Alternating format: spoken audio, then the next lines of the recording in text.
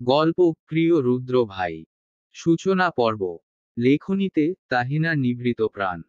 Public প্লেসে বাতাস দূষিত করছেন, লজ্জা করছে না? এহেন প্রশ্নে থমথম খেল রুদ্র। চোখমুখ যথাসাধ্য কঠিন করে তাকালো তটিনীর দিকে। রুদ্রের কঠিন চাহনি দেখে তেমন ভাবাবেগ হলো না তটিনীর। নির্লিপ্ততা ভাব নিয়ে বলল, চিল্লিয়ে বলবো? সবাইকে শুনাবো নাকি রুদ্র ভাই? রুদ্র দাঁতে দাঁত চেপে বলল, কি চাই তোর? তুমি যেখানে ট্যুরে যাবে সেখানে আমাকেও নিয়ে যেতে হবে। তটিনীর আবদারে রুদ্র চোখমুখ কুঁচকে বলল, ট্যুরে শুধু আমরা বন্ধুরা যাব। তুই গিয়ে কি করবি? মানল না তটিনী, বলল মেয়ে বন্ধু যাবে না। মেয়ে ছেলে সব। তটিনী হাতে চাঁদ পাওয়ার মতো খুশি হয়ে বলল, তাহলে চলবে। আমি যাব। রুদ্র হনহন করে তটিনীর কোচিং সেন্টার থেকে বের হয়ে গেল। তটিনী মুখ চেপে হেসে ক্লাসে ঢুকে পড়ল। ঘটনা হলো রুদ্র তটিনীকে কোচিংয়ে ভর্তি করতে এসেছিল। কোচিং সেন্টারে রুদ্রের পরিচিত স্যার থাকায় সে নিজেই এসেছে ঈশানীর কথায় তটিনীকে ভর্তি করতে। কিন্তু মোতলবাজ তটিনী ফাঁদে ফেলল রুদ্রকে। রুদ্র হলো তটিনীর বড় বাবার ছেলে। রুদ্রের বাবা চাচা দুজন, তাহসিন ইরফান ও তাহের ইফাত। তাহসিন ইরফানের দুই ছেলে রুদ্র ইরফান ও রাজ ইরফান। তাহের ইফফাতের এক ছেলে ও এক মেয়ে। তটিনী ইফফাত ঐশী ও তুরফান ইফফাত ঐক্য। রাগে গোজগোজ করতে করতে সিঁড়ি দিয়ে উঠছে রুদ্র। রান্নাঘর থেকে খুন্তি হাতে বের হলেন রোবানাহার। সম্পর্কে রুদ্রের মা। ছেলেকে এভাবে সিঁড়ি পেরিয়ে যেতে দেখে রোবানাহার আশ্চর্য হলেন। গলা উঁচু করে বললেন, কি হয়েছে রুদু? এভাবে সিঁড়ি দিয়ে উঠছিস কেন? রুদ্রের রাগ তখন আকাশ ছুঁয়েছে। রোবানাহারের কথা কানে যেতেই যতটুকু উপরে উঠেছিল ততটুকু নেমে গেল। রোবানাহারের সামনে দাঁড়িয়ে বলল, নাও নেমে গেলাম। আর উঠছি না সিঁড়ি দিয়ে। লাফিয়েও না শব্দ করেও না। রুদ্র হনহন করে নিচতলার স্টোররুমে ঢুকে গেল। রোবানাহার হতভম্ব হয়ে দাঁড়িয়ে রইলেন। তখনই রান্নাঘর থেকে বেরিয়ে আসলেন ঈশানী। রোবানাহারকে রোবটের মতো দাঁড়িয়ে থাকতে দেখে তিনি কাঁধে হাত রেখে ডাকলেন, কি হয়েছে আপা? রুদ্রের গলা শুনলাম। কিছু নিয়ে রেগে গেছে নাকি? রোবানাহার কাদো কাদো মুখ করে তাকিয়ে বললেন, আমি কি এই সংসারের কাজের বেটি? বাপও সবকিছুর রাগ আমার উপর ঝাড়ে। ছেলেও এখন বাপের পথ ধরেছে। থাকবো না এ সংসারে। তোরা বাপ ছেলেই থাক। আমি বলেই এতদিন সংসার করেছি। অন্য কেউ হলে কবেই সব ফেলে চলে যেত। রোবানাহার নাকের জল চোখের জল এক করতে লাগলেন। ঈশানী থমথমে মুখশ্রী নিয়ে স্টোররুমে প্রবেশ করলেন। রুদ্র তখন মাথায় হাত দিয়ে বসে আছে চেয়ারে। মায়ের সব কথা তার কানে এসেছে সেটা মুখের ভাব দেখেই বোঝা যাচ্ছে। ঈশানী চুলের ভাঁজে হাত রেখে বললেন, কি হয়েছে রুদ্র বাবা? কি নিয়ে রেগে আছো? রুদ্র নাক ফুলিয়ে বলল, কিছু না চাচি। ঈশানী রুদ্রের মুখ উপরে তুললেন। স্নেহময় কণ্ঠে বললেন, চাচি আম্মাকে বলা যায় না রুদু। রুদ্র চোখমুখ লাল করে বলল, তোমার মেয়ে আমাকে অপমান করেছে চাচি আম্মা। ঈশানী অবাক হয়ে বললেন, তটিনী? কেন? রুদ্র ফুসফুস করে বলল, ঐশীকে আমি তোমার কথাতে কোচিং সেন্টারে নিয়ে গেছি। ভর্তি করিয়ে বের হয়ে আসবো ঠিক তখনইও আমাকে অপমান করে। কি বলে অপমান করে? রুদ্র কিছু বলতে গিয়েও থেমে গেল। চোখ নিচের দিকে নিয়ে বলল, কিছু না চাচি বাদ দাও। আমি মায়ের উপর রাগ ঝেড়েছি। মা নিশ্চয়ই কষ্ট পেয়েছে। ঈশানী দীর্ঘশ্বাস ছেড়ে বললেন, হ্যাঁ যাও তাকে গিয়ে সরি বলো। আজ তটিনী আসুক। তোমাকে অপমান করার শাস্তিও পাবে। রুদ্র স্টোররুম থেকে বের হয়ে গেল। রোবানাহার সোফায় মাথা হেলিয়ে বসে আছেন। রুদ্র মায়ের পাশে বসে জড়িয়ে ধরল। রোবানাহার স্বভাবতই আবেগী একজন মানুষ। সন্তানদের যেমন ভালোবাসেন তেমনি সন্তানদের কোনো ব্যবহারে কষ্ট পেলে অভিমান করেন ভীষণ। রুদ্রমায়ের কপালে চুমু খেয়ে বলল, আমি অনেক অনেক সরি মা। প্লিজ অভিমান করে থেকো না। তোমার রুদু অনেক অনেক সরি। রুবানাহার নাক টেনে বললেন, কিরকম সরি? রুদ্র হেসে বলল, কানে ধরে ওঠবস করার মতো সরি। তুমি যদি চাও আমি কানে ধরে ওঠবস করব। করি। রোবানাহার হেসে ফেললেন। রুদ্র মন খারাপ করে বলল, আমি অনেক খারাপ তাই না মা? তোমাকে অনেক জ্বালাই, অনেক কষ্ট দেই। তুমি বলেই হয়তো মেনে নাও। রোবা নাহার ছেলের চুলের ভাঁজে হাত বুলিয়ে দিয়ে বললেন, পাগল ছেলে আমার, ছাড়, রান্না করতে হবে। তখনই ঈশানী ট্রেতে করে কফি ও বিস্কুট নিয়ে আসলো। সবকিছু ঠিকঠাক করে রেখে বললেন, মা, ছেলে আপাতত এগুলো খান, রান্নাঘর আমি সামলে নিচ্ছি। ঈশানী চলে যেতেই রুদ্র রোবা নাহারের দিকে তাকিয়ে বলল, তোমার মেয়ের কপালে আজ শনি আছে মা। রাগের মাথায় তো বিচার দিয়ে ফেলেছি। তুমি প্লিজ বাঁচিয়ে নিও।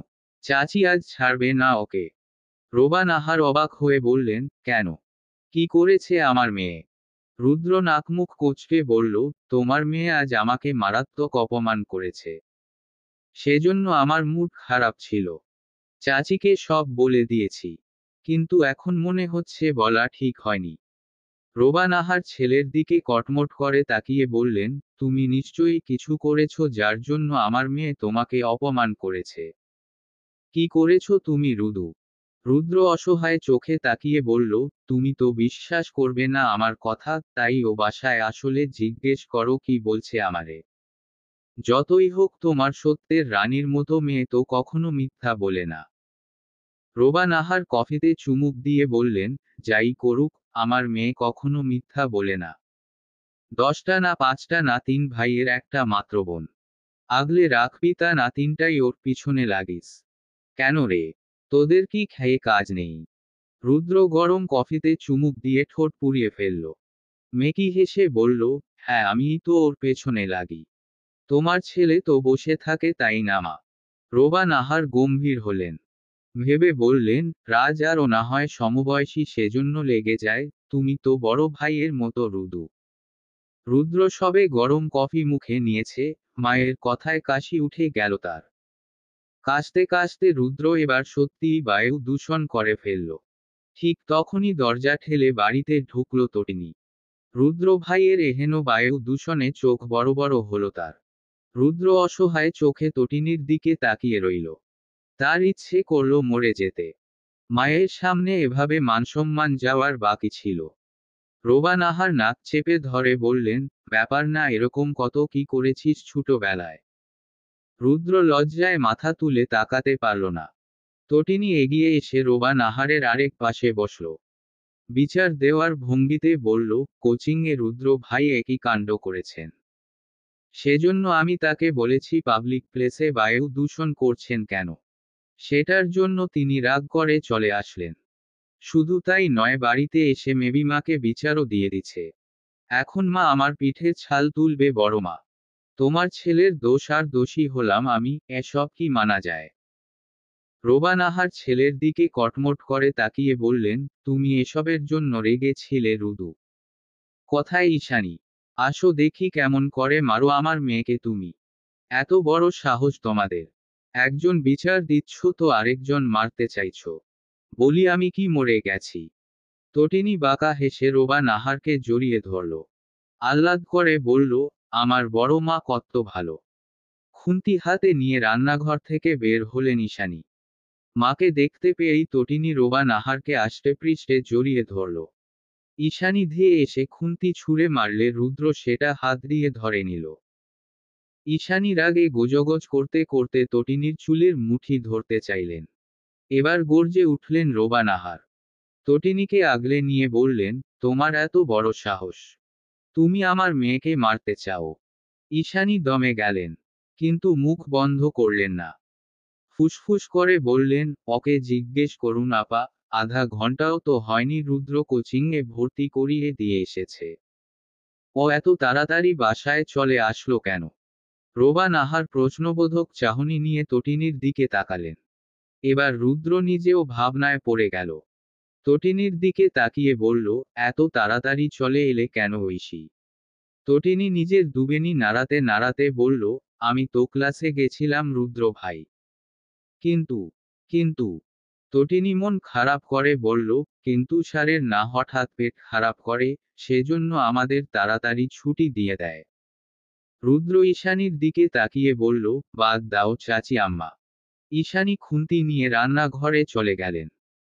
রোবা নাহার ছেলের দিকে কটমট করে তাকিয়ে বললেন, তুমি শুধু শুধু আমার মেয়ের নামে বিচার দিলে। দেখলে তো কত ভালো ও।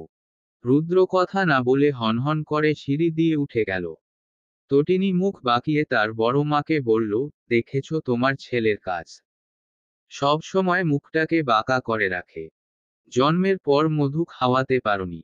রোবা নাহার মুখ টিপে হেসে বললেন, বাপের মতো হয়েছে তো। দেখিস না তোর বড় বাবা ঝগড়া লাগলে কিরকম করে। তটিনীর যেন এক আকাশসম আফসোস হলো। সে কাঁদো কাঁদো মুখ করে বলল, তোমার মতো কেন হলো না বড় মা। রোবা নাহার মন খারাপ করে বললেন, রাজটা তো আমার মতোই হয়েছে। মাঝ দিয়ে রুদ্র বাপের সব পেয়ে বসেছে। কি করব বল। সবই আল্লাহর ইচ্ছে। তন্মধ্যে রান্নাঘর থেকে হাত ছাড়লেন ঈশানী, তুই ফ্রেশ হতে যাচ্ছিস না কেন?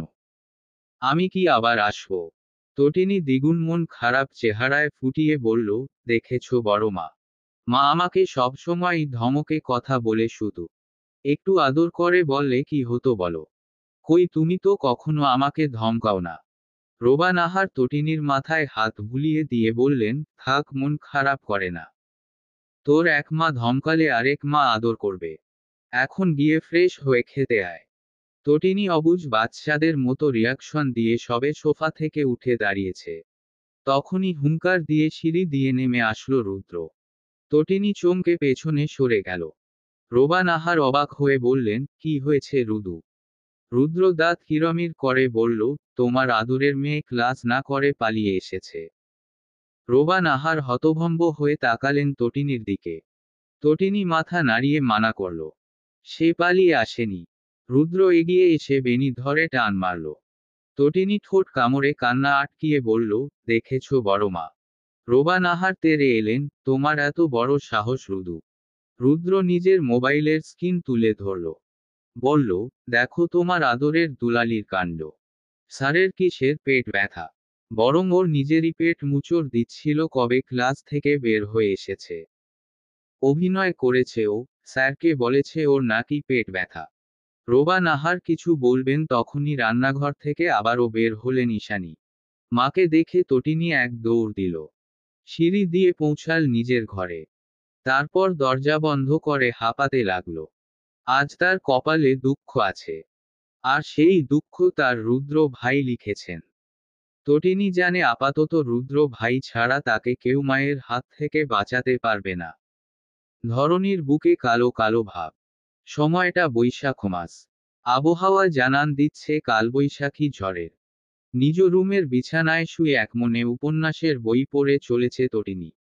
দুপুরে রোবা নাহার এসে খাবার দিয়ে গেছিলেন। সেটা খেয়েই সে উপন্যাসের বই পড়া শুরু করেছে। আপাতত তার হাতে রয়েছে হুমায়ুন আহমেদের শুভ্র সমগ্রের একটি বই, দারুচিনি দ্বীপ। শুভ্র ও তার বন্ধুরা দারুচিনি দ্বীপে গিয়েছে অবশেষে অনেক কিছু পেরিয়ে। তটিনীর মস্তিষ্কে চট করে একটি প্রশ্ন আসলো। রুদ্র ভাই ও কি তার বন্ধুদের নিয়ে দারুচিনি দ্বীপে যাবে? মুঠোফোন হাতে নিয়ে রুদ্রকে একের পর এক বার্তা পাঠাতে শুরু করল তটিনী।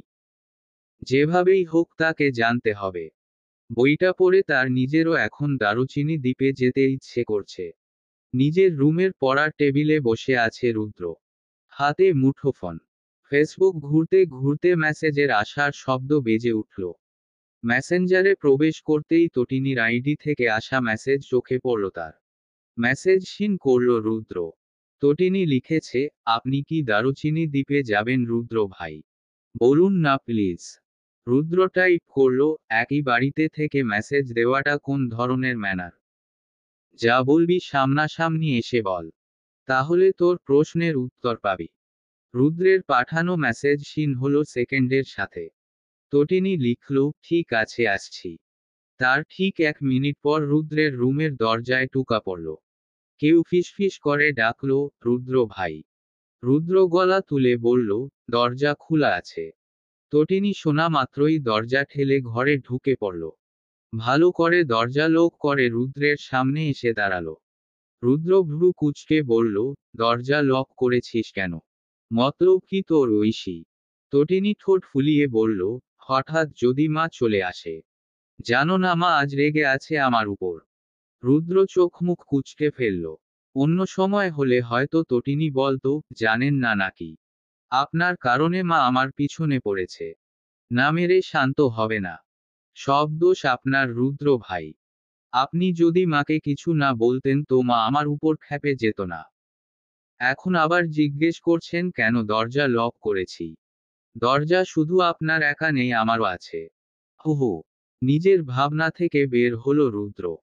চোখমুখ স্বাভাবিক করে বলল, কি জানতে চাস?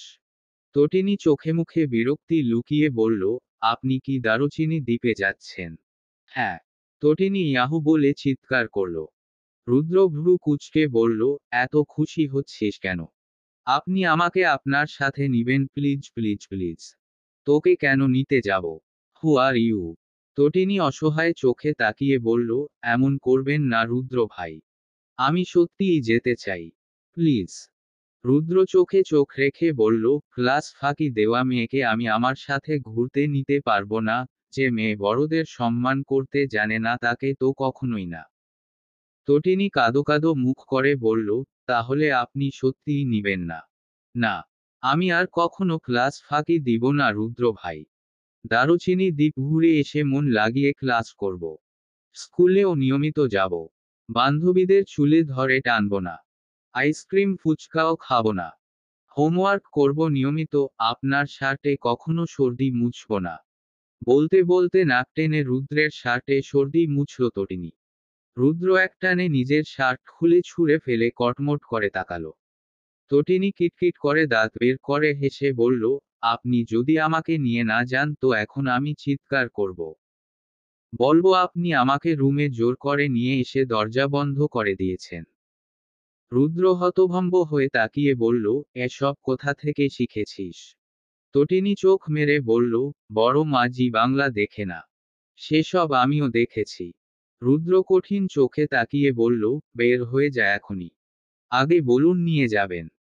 রুদ্র আগুন চোখে তাকিয়ে বলল, তুই যদি এখন না বের হোস তো আমিও চিৎকার করে বলবো, তুই আমার ইজ্জত লুটতে আমার রুমে এসে দরজা বন্ধ করেছিস। তটিনী মুখে হাত দিয়ে বলল, এটা বলবেন না রুদ্র ভাই, আমি চলে যাচ্ছি।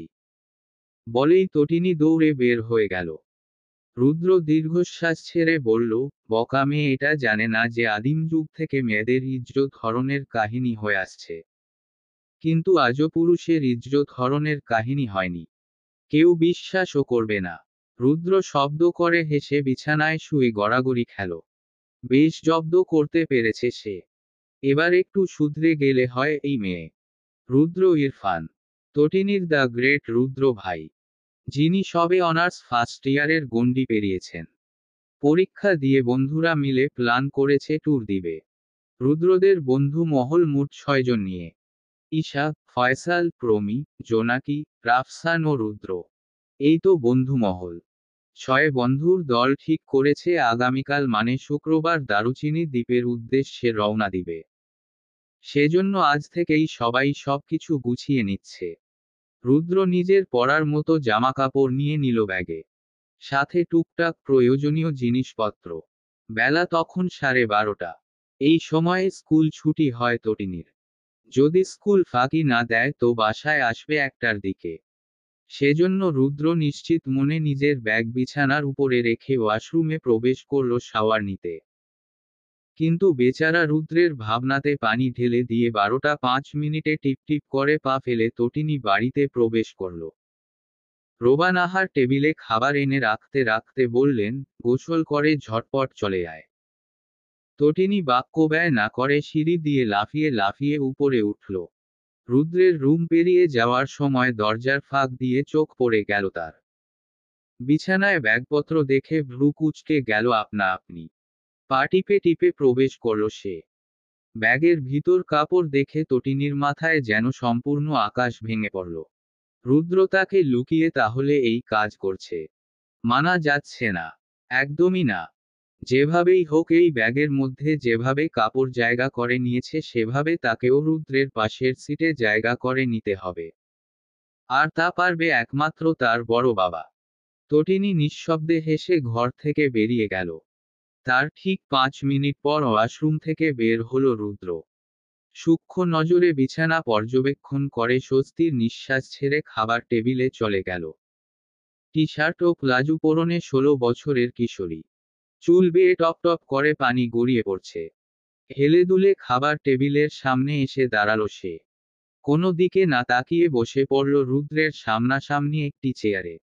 রোবা নাহার যত্ন করে মুরগির মাংস প্লেটে তুলে দিলেন। তটিনীর সবচেয়ে প্রিয় হলো মুরগির রোস্ট। মাংসতে কামড় দিয়ে যেই না হাড্ডি আলাদা করবে অমনি সেটা হাত থেকে ছুটে গেল। পড়ল তো পড়ল সোজা রুদ্রের প্লেটে। রুদ্র হতভম্ব চোখে তাকালো। তটিনী হাসার চেষ্টা করে বলল, সরি।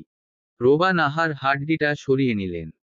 বুঝো দেওয়ার ভঙ্গিতে বললেন, ছোট মানুষ ও রুদু, এভাবে তাকাস না, ভয় পাবে। তটিনীর দুই পাশে বসেছে আরো দুটো বিচ্ছু। নাম তুরফান ও রাজ। তারা একে অপরের দিকে তাকিয়ে ইশারায় কি করবে ঠিক করে ফেলল। তটিনী তখন সবে আরেকটা হাড্ডি সহ মাংস মুখে নিচ্ছে তখনই রাজ কনুই দিয়ে গুঁতো মারল। যার ফল স্বরূপ এবার মাংসসহ হাড্ডি রুদ্রের কপালে বাড়ি খেয়ে প্লেটে আওয়াজ তুলে পড়ে গেল। রুদ্র নিজের কপালে হাত দিয়ে তটিনীর দিকে তাকালো।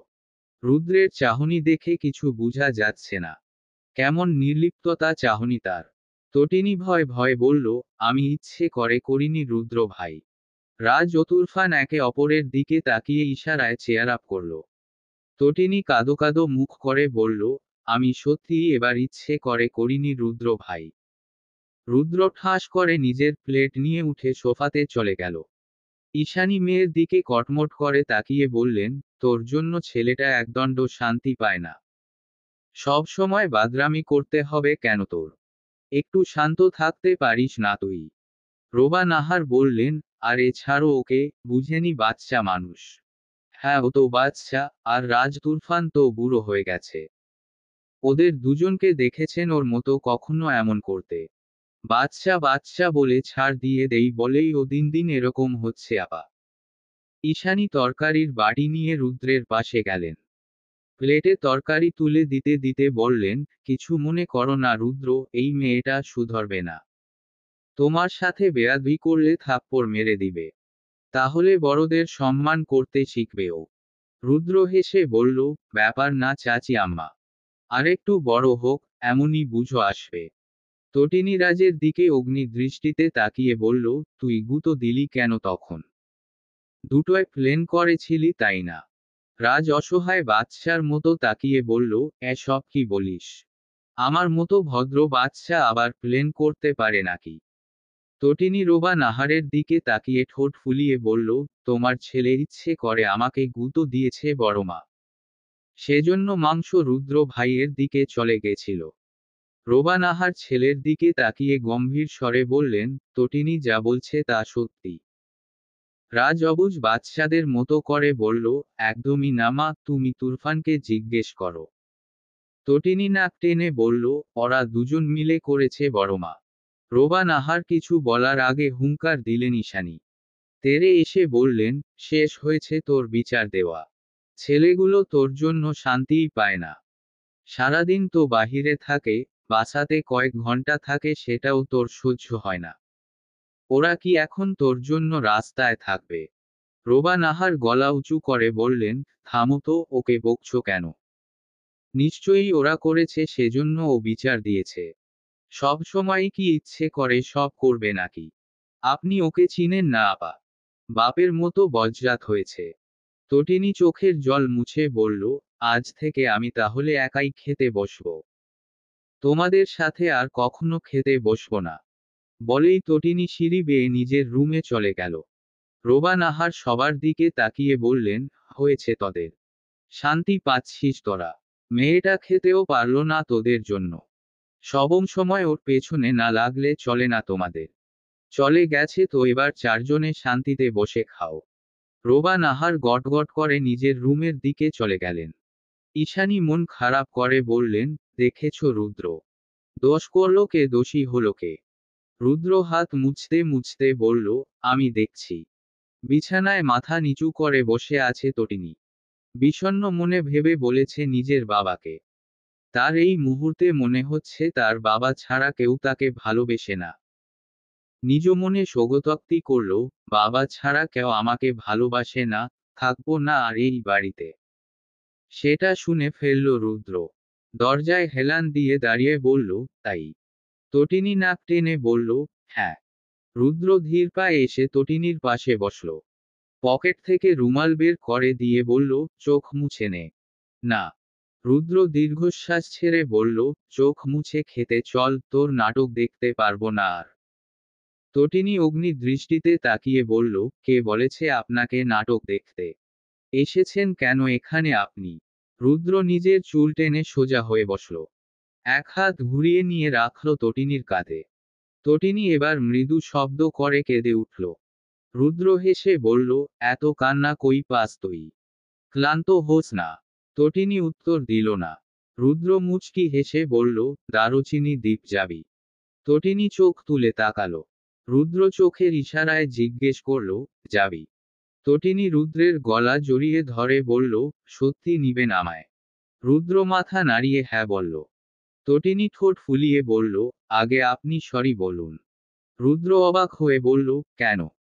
আপনার ভাই ইচ্ছে করে আমাকে গুঁতো মেরে আপনার দিকে মাংস ফেলে দিয়েছে। আপনি সেটা দেখেও চুপ করেছিলেন। আমাকে বকা খেতে দেখে আনন্দ পাচ্ছিলেন। রুদ্র মিনমিন করে বলল, সরি। তটিনী দাঁত বের হাসল। রুদ্র হাত টেনে নিয়ে যেতে যেতে বলল, খেতে চল, তুই খাসনি বলে আমার মা জননী না খেয়ে বসে আছেন। শুক্রবার। আবহাওয়া ঠিক কিরকম সেটা আন্দাজ করা যাচ্ছে না। হঠাৎ প্রচণ্ড হাওয়া তো হঠাৎ রোদ্দুর। হঠাৎ একটা দুটো বৃষ্টির ফোঁটা টপ টপ করে পড়ছে মাটিতে। এই জটিল আবহাওয়াতে রুদ্রের সাথে ব্যাগপত্র গুছিয়ে গাড়িতে চড়ে বসেছে তটিনী। পরনে জিন্স ও ফতোয়া। উপরে জ্যাকেট পরা। চোখে সানগ্লাস লাগিয়ে ভাব নিয়ে গাড়ির জানালার ফাঁক দিয়ে আশেপাশে তাকাচ্ছে সে। রুদ্র নিজের চোখ থেকে সানগ্লাস খুলে নিয়ে বলল, সবকিছু ঠিকঠাক নিয়েছিস? পরে বলিস না যেন এটা আনতে ভুলে গেছি ওটা আনতে ভুলে গেছি। তটিনী প্রত্যুত্তরে কিছু বলল না। শুধু ভাব নিয়ে একবার সানগ্লাস হাত দিয়ে নাড়াল। রুদ্র ভ্রু কুঁচকে বলল, কি হলো, উত্তর দিচ্ছিস না কেন? সেন্ট মার্টিন দ্বীপে যাওয়ার খুশিতে পাগল হয়ে গেলি নাকি? তটিনী বরাবরের মতো সানগ্লাস নাড়াল, বলল, হুমায়ুন আহমেদের শুভ্র চরিত্রের মতো দারুচিনি দ্বীপে যাচ্ছি। ভাব তো থাকবেই। আমি এখন ভাবের কারণে আপনার সাথে কোনো কথাটা বলতে পারবো না রুদ্র ভাই। So don't ask me any question. Rudra নাকমুখ কোঁচকে বলল, ইংরেজেরা তোর ইংলিশ শুনলে জ্ঞান হারাতো সেটা তুই জানিস। তটিনী সানগ্লাস নাড়িয়ে বলল, সেন্ট মার্টিনে ঘুরতে যাচ্ছি, সম্মান দিয়ে কথা বলুন। না হলে আপনাকেই অজ্ঞান করে দিব। রুদ্র থমথমে মুখশ্রী নিয়ে চুপ হয়ে গেল। গাড়ি চলতে শুরু করলো। গাড়িটা তাদের পৌঁছে দিবে সায়দাবাদে। সেখান থেকে বাকি 5 জনের সাথে মিলিত হবে তারা। সন্ধ্যা 7টার দিকে সায়দাবাদ পৌঁছে তটিনী রুদ্রের হাত ধরে কাঁধে ব্যাগ নিয়ে নেমে দাঁড়ালো। তখনই তাদের ঘিরে ধরল একদল তরুণ-তরুণী। তটিনী সানগ্লাস নাড়িয়ে বলল, আপনারা কারা? এভাবে ঘিরে ধরেছেন কেন? সরে দাঁড়ান বলছি। উফ বাবা, দম বন্ধ হয়ে গেল আমার। রুদ্র গম্ভীর স্বরে বলল, সাইলেন্স ঐশী, ওরা আমার বন্ধু হয়। তোমার দুয়ানার ভাব তোমার কাছেই রাখো আপাতত। না হলে মানসম্মান নিয়ে যাত্রা করতে পারবে না। তটিনীর হৃৎপিণ্ডে লাগল কথাটি। একটানে সানগ্লাস খুলে বলল, হু আর ইউ? এসব বলার আপনি কে? আমি তোমার কাজিন হই, তোমাকে আমার দায়িত্বে ছাড়া হয়েছে বাসা থেকে। ভুলে গেছো? তটিনীর ভাব পুনরায় ফিরে আসলো। বলল, সেটা বাড়ি থেকে বের হয়েই আমি ভুলে গেছি। আপনিও ভুলে যান। এই মুহূর্তে আমরা কোনো কাজিন নই। শুধুমাত্র যাত্রার সঙ্গী। ওকে।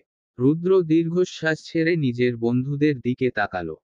যারা হা করে তাকিয়ে এতক্ষণ তটিনীকে পর্যবেক্ষণ করছে। প্রমি তটিনীর দিকে হাত বাড়িয়ে দিল। বলল, হাই, আমি প্রমি আজাদ। রুদ্রের বন্ধু। তুমি আমাদের যাত্রাসঙ্গী হতে চলেছ। তটিনী আলতো করে হাত মিলিয়ে বলল, হ্যালো, আমি তটিনী ইফফাত ঐশী। আপনার যাত্রাপথে সঙ্গী হতে পেরে আমারও অনেক ভালো লাগবে। প্রমির পাশ থেকে ফয়সাল ফিসফিস করে বলল, স্কুলের ইংরেজি বই থেকে ডায়লগও শিখে এসেছে নাকি? প্রমি তটিনীর দিকে তাকিয়ে হাসার চেষ্টা করে ফিসফিস করে বলল, চুপ কর, শুনে ফেলবে বাচ্চা মেয়ে। তটিনী কথাগুলো শুনে ফেলল। তার কান বরাবরই এক্সপার্ট মানুষের কথা শুনতে। কিন্তু সে সেটার বিনিময়ে কোনো উত্তর দিল না। তিতা হলেও সত্য, সে সত্যিই স্কুলের ইংরেজি বই থেকে ডায়লগও মুখস্থ করে এসেছে। যাত্রাপথে ভাব নিতে হবে না। এবার হাত বাড়িয়ে দিল জোনাকি। বলল, কেমন আছো ঐশী? তোমার কথা অনেক শুনি রুদ্রের কাছ থেকে। তটিনী হাত মিলিয়ে বলল, I'm fine, what about you? Jonaki মুচকি হেসে বলল, I'm also fine cute girl. তারপর হাত বাড়ালো ঈশা। বলল, আমি হেই নটি গার্ল। আমি ঈশা আহমেদ, রুদ্রের বন্ধু। তটিনী এবারও হাসি মুখে হাত মিলিয়ে বলল, আমি রুদ্রের কেউ হই না, আমি তটিনী ইফফাত ঐশী। রুদ্রের কানে কানে রাফসান বলল, তোর না কাজিন হয়? রুদ্র গম্ভীর স্বরে বলল, বাড়ি থেকে বের হবার পর সে আমার কিছু হয় না। আপাতত আমরা অপরিচিত। রাফসান হতভম্ব চোখে তাকিয়ে বলল, মেয়েটি এত বাচ্চা। তটিনী এবার নিজ থেকে এগিয়ে এসে রাফসানের দিকে হাত বাড়ালো। বলল, হ্যালো মিস্টার তটিনী ইফফাত ঐশী। রাফসান হাত মিলিয়ে বলল, আমি আপনার নাম জানি। আপনাকে বলতে হবে না। আশা রাখছি আপনিও আমার নামটা জেনে থাকবেন। তটিনী ভাব নিয়ে চোখে সানগ্লাস পরে বলল, সবার নাম মনে রাখার মতো সময় আমার নেই। তো চলুন টেকনাফের উদ্দেশ্যে রওয়ানা দেওয়া যাক। রুদ্র গম্ভীর স্বরে নিজের ব্যাগ নিয়ে আগে আগে হাঁটতে লাগল। তটিনী নিজের ছোট ছোট পা নিয়ে পিছিয়ে পড়ল। অগত্যা ভাব ছেড়ে দৌড়ে রুদ্রের হাত ধরে হাঁটতে লাগল। দৌড়ে আসতে গিয়ে ভাবওয়ালা তটিনীর ভাবওয়ালা সানগ্লাসও খুলে পড়ে গেল। রাত 8টার দিকে এসি বাসে বসে পড়ল তারা। তটিনীর সিট রুদ্রের পাশেই পড়েছে। রুদ্র নিজেই নিজের পাশে সিট কেটেছে। যেই মেয়ে কখন না হারিয়ে যায় এদিক সেদিকে। বাসের সিটে বসে তটিনী পায়ের উপর পা তুলল।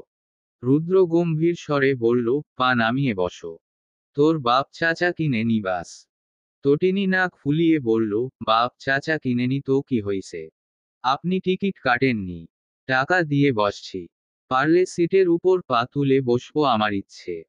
হুহু। রুদ্র মুখে কুলু পেটে বসে রইল। সে মনে প্রতিজ্ঞা করল যাত্রাপথে আর একটাও বাক্য ব্যয় সে এই ভাবওয়ালি ঝগড়ুটে মেয়েটার সাথে করবে না।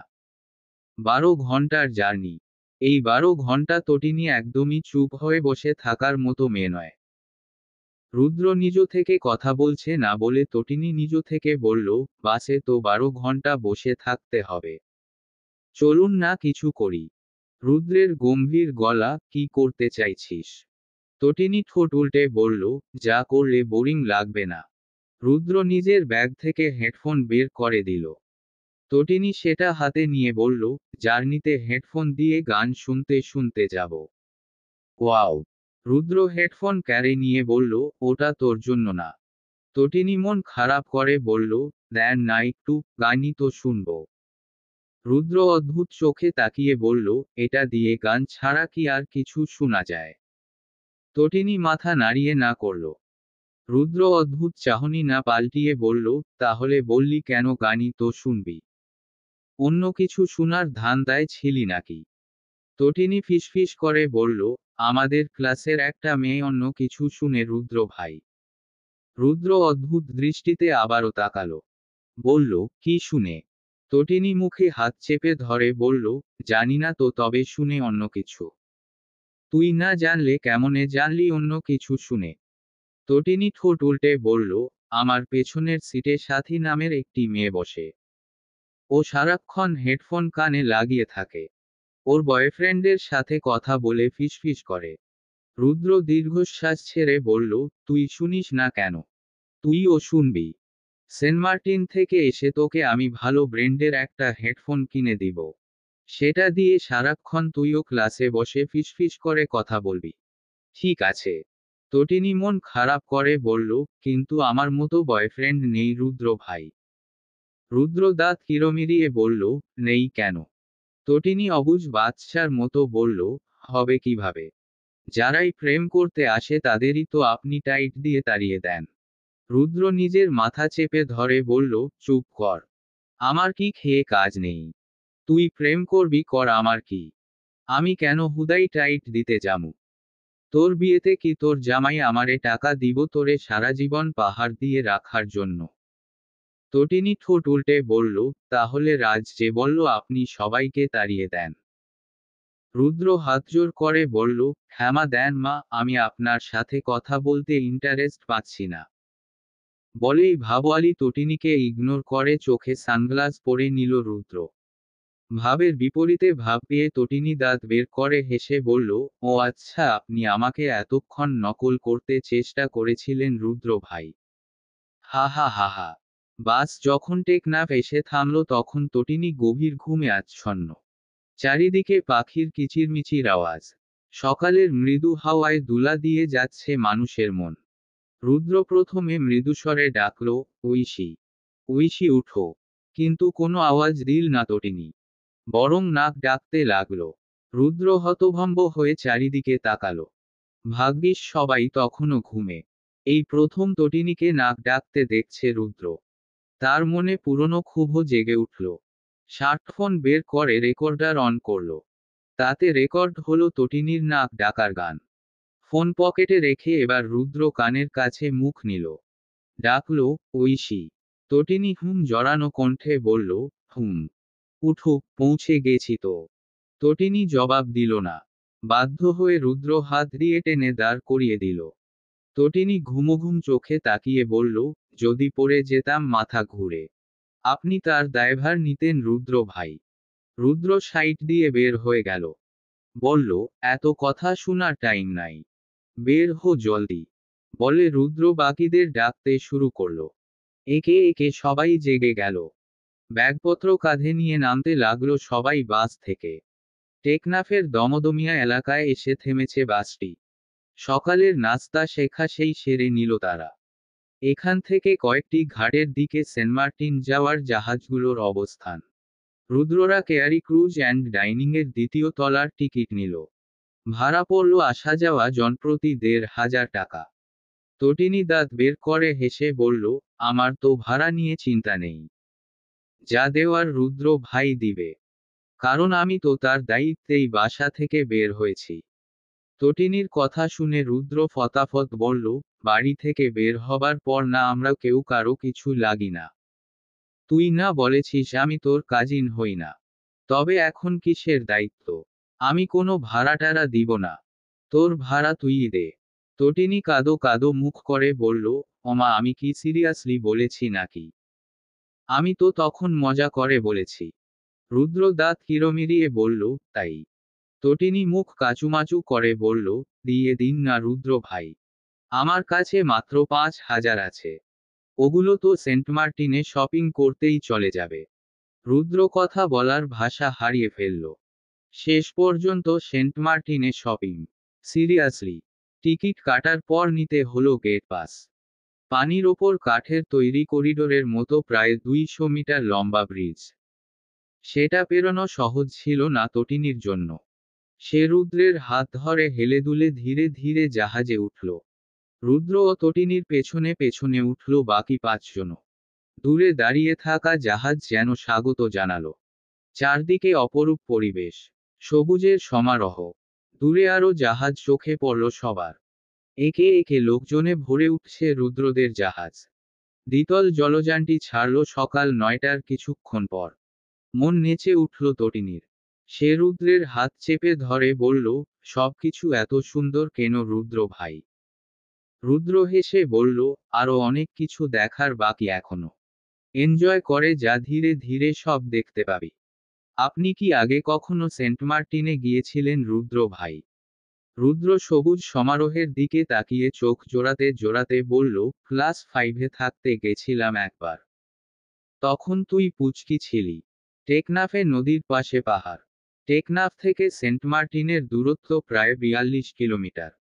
২৫ কিলোমিটার নাফ নদী আর বাকি ১৭ কিলোমিটার খোলা সাগর। পথটুকু পাড়ি দিতে লাগে প্রায় ২.৫ ঘন্টা। মূলত এটি কোনো নদী নয়, বঙ্গোপসাগরের বর্ধিত অংশ। তবুও এর স্থায়ী পরিচয় নাফ নদী। এর পানি সাগরের মতোই লবণাক্ত। নদী মাঝখানে দাঁড়িয়ে বাংলাদেশ ও মিয়ানমারকে ভাগ করেছে। পশ্চিম পারে বাংলাদেশের টেকনাফ উপজেলা এবং পূর্ব পারে মিয়ানমারের রাখাইন প্রদেশের আকিয়াব। নদীটা যখন পেরিয়ে যাচ্ছিল তখন চঞ্চল তটিনী আবেগে চোখের জল ছেড়ে আবারও বলেছিল, সবকিছু এত সুন্দর কেন রুদ্র ভাই? রুদ্র ভেবেছিল শুধু জল দেখা হবে, টেকনাফে অনেক পাহাড়ও চোখে পড়ল। নদীর কোল ঘেঁষে আছে গাছের সারি, জেলেদের মাছ ধরার দৃশ্য আর নীল আকাশ। সব মিলিয়ে অপূর্ব। রুদ্র সেই অপূর্ব দৃশ্য ক্যামেরায় বন্দি করতে করতে বলেছিল, তোকে একদিন পুরো দেশ ঘুরাবো বেশি। আরও কত কিছু রয়েছে আমাদের বাংলাদেশে।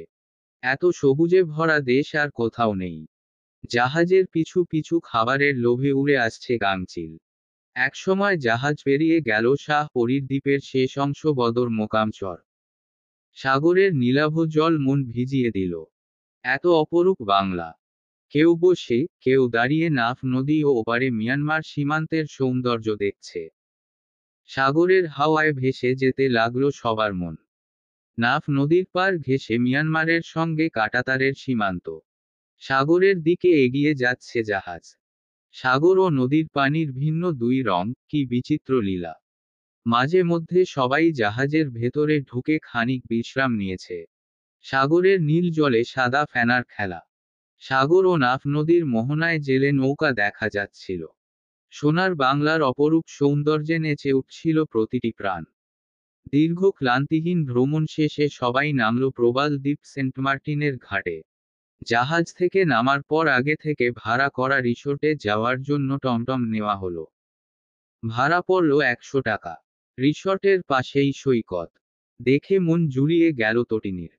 হাতের ব্যাগ ফেলে দৌড়ে এগিয়ে গেল সেদিকে। রুদ্র ক্যামেরা নিয়ে পেছনে পেছনে ছুটতে ছুটতে বলল, আস্তে আস্তে যা পড়ে যাবি তো।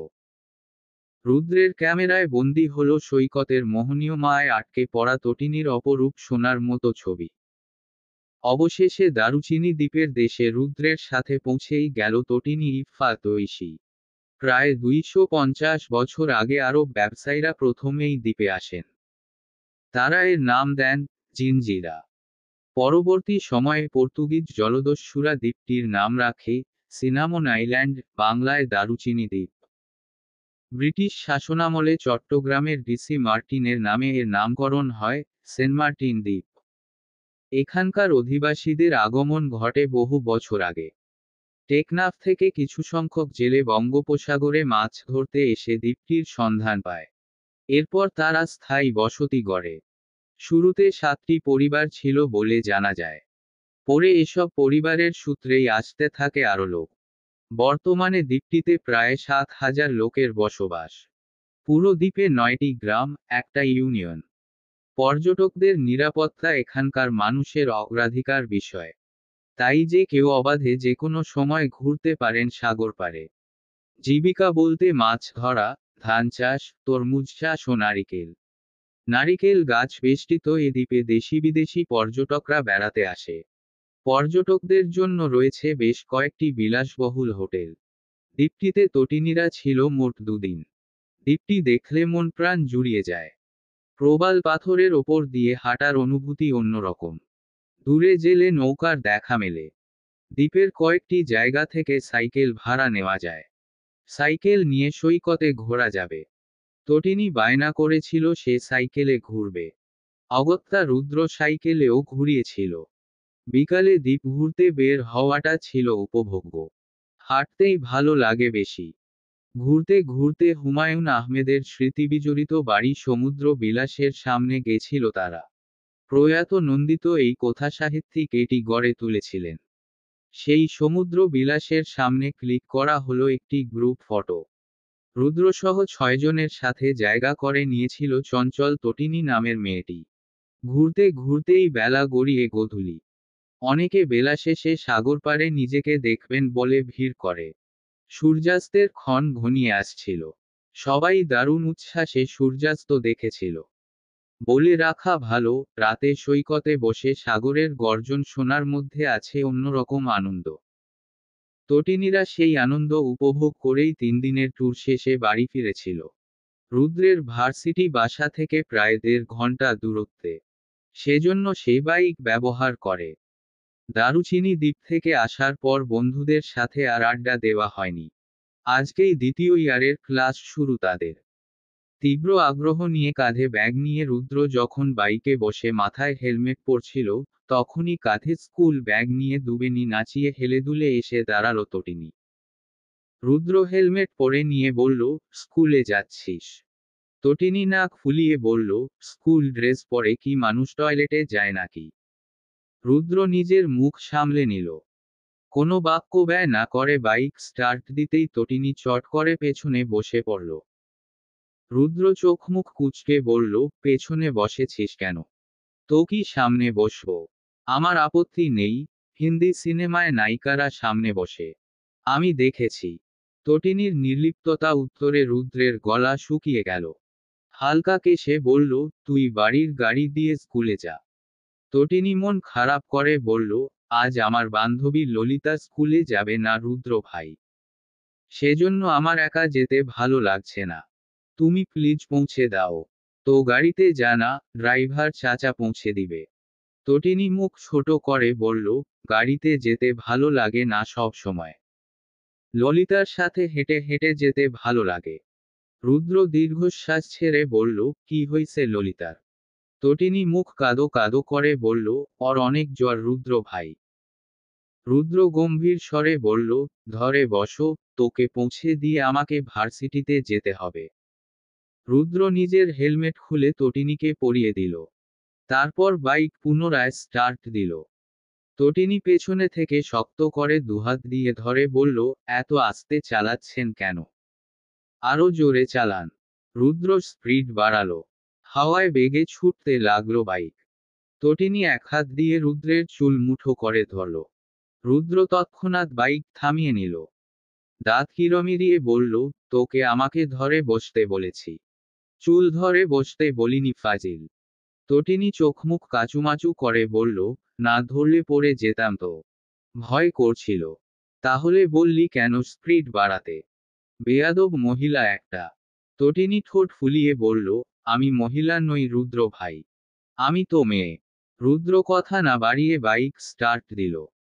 তটিনীর স্কুলের সামনে নামিয়ে দিয়ে স্পিড বাড়িয়ে হাওয়ার বেগে ছুটে গেল। তটিনী সেদিকে তাকিয়ে মুখ বাঁকিয়ে বলল, ভাব। গোধূলি বিকেল। তটিনী বাসায় ফিরে 1টার দিকে। মাঝে মধ্যে তো 12:30টার মধ্যে চলে আসে। সেই মেয়ে আজ বিকেল হয়ে গেল তবুও এখনো বাসায় আসেনি। ব্যাপারটা চিন্তার না? অবশ্যই চিন্তার। ইতিমধ্যে হুলস্থুল পড়ে গেছে তটিনীর বাড়ির মধ্যে। রোবা নাহার কেঁদে কেটে একাকার।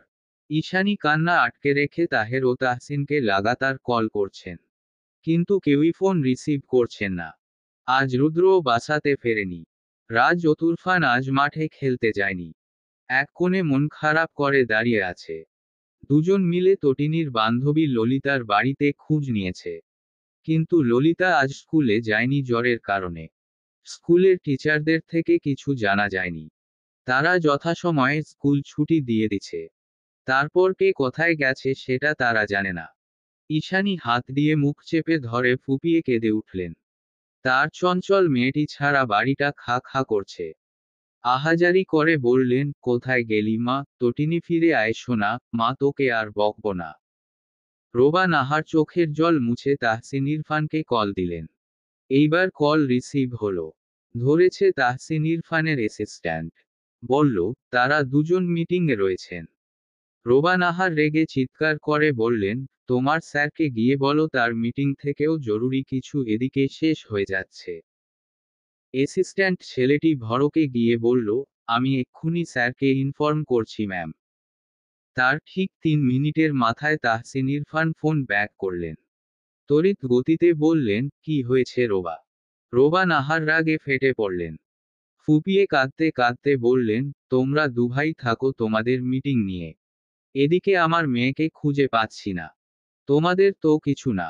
তোমরা তো জন্ম দিয়েই রেহাই পেয়ে গেছো। আমার মেয়ের কিছু হলে আমি তোমাদের দুভাইকে দেখে নিব। ইরফান কল লাউঞ্জে ছিল। তাহের ইফফাত তড়িঘড়ি করে ফোন ক্যারে নিয়ে বললেন, মানে কি হয়েছে ভাবি? আমার মেয়ে কোথায়? রোবা নাহার কল কেটে দিলেন। আধা ঘন্টা পর বাড়িতে এসে পৌঁছালেন দুভাই। নিজের স্ত্রীদের সামলাতে গিয়ে নাজেহাল অবস্থা তাদের। মেয়ে চিন্তায় পাগল পাগল অবস্থা সবার।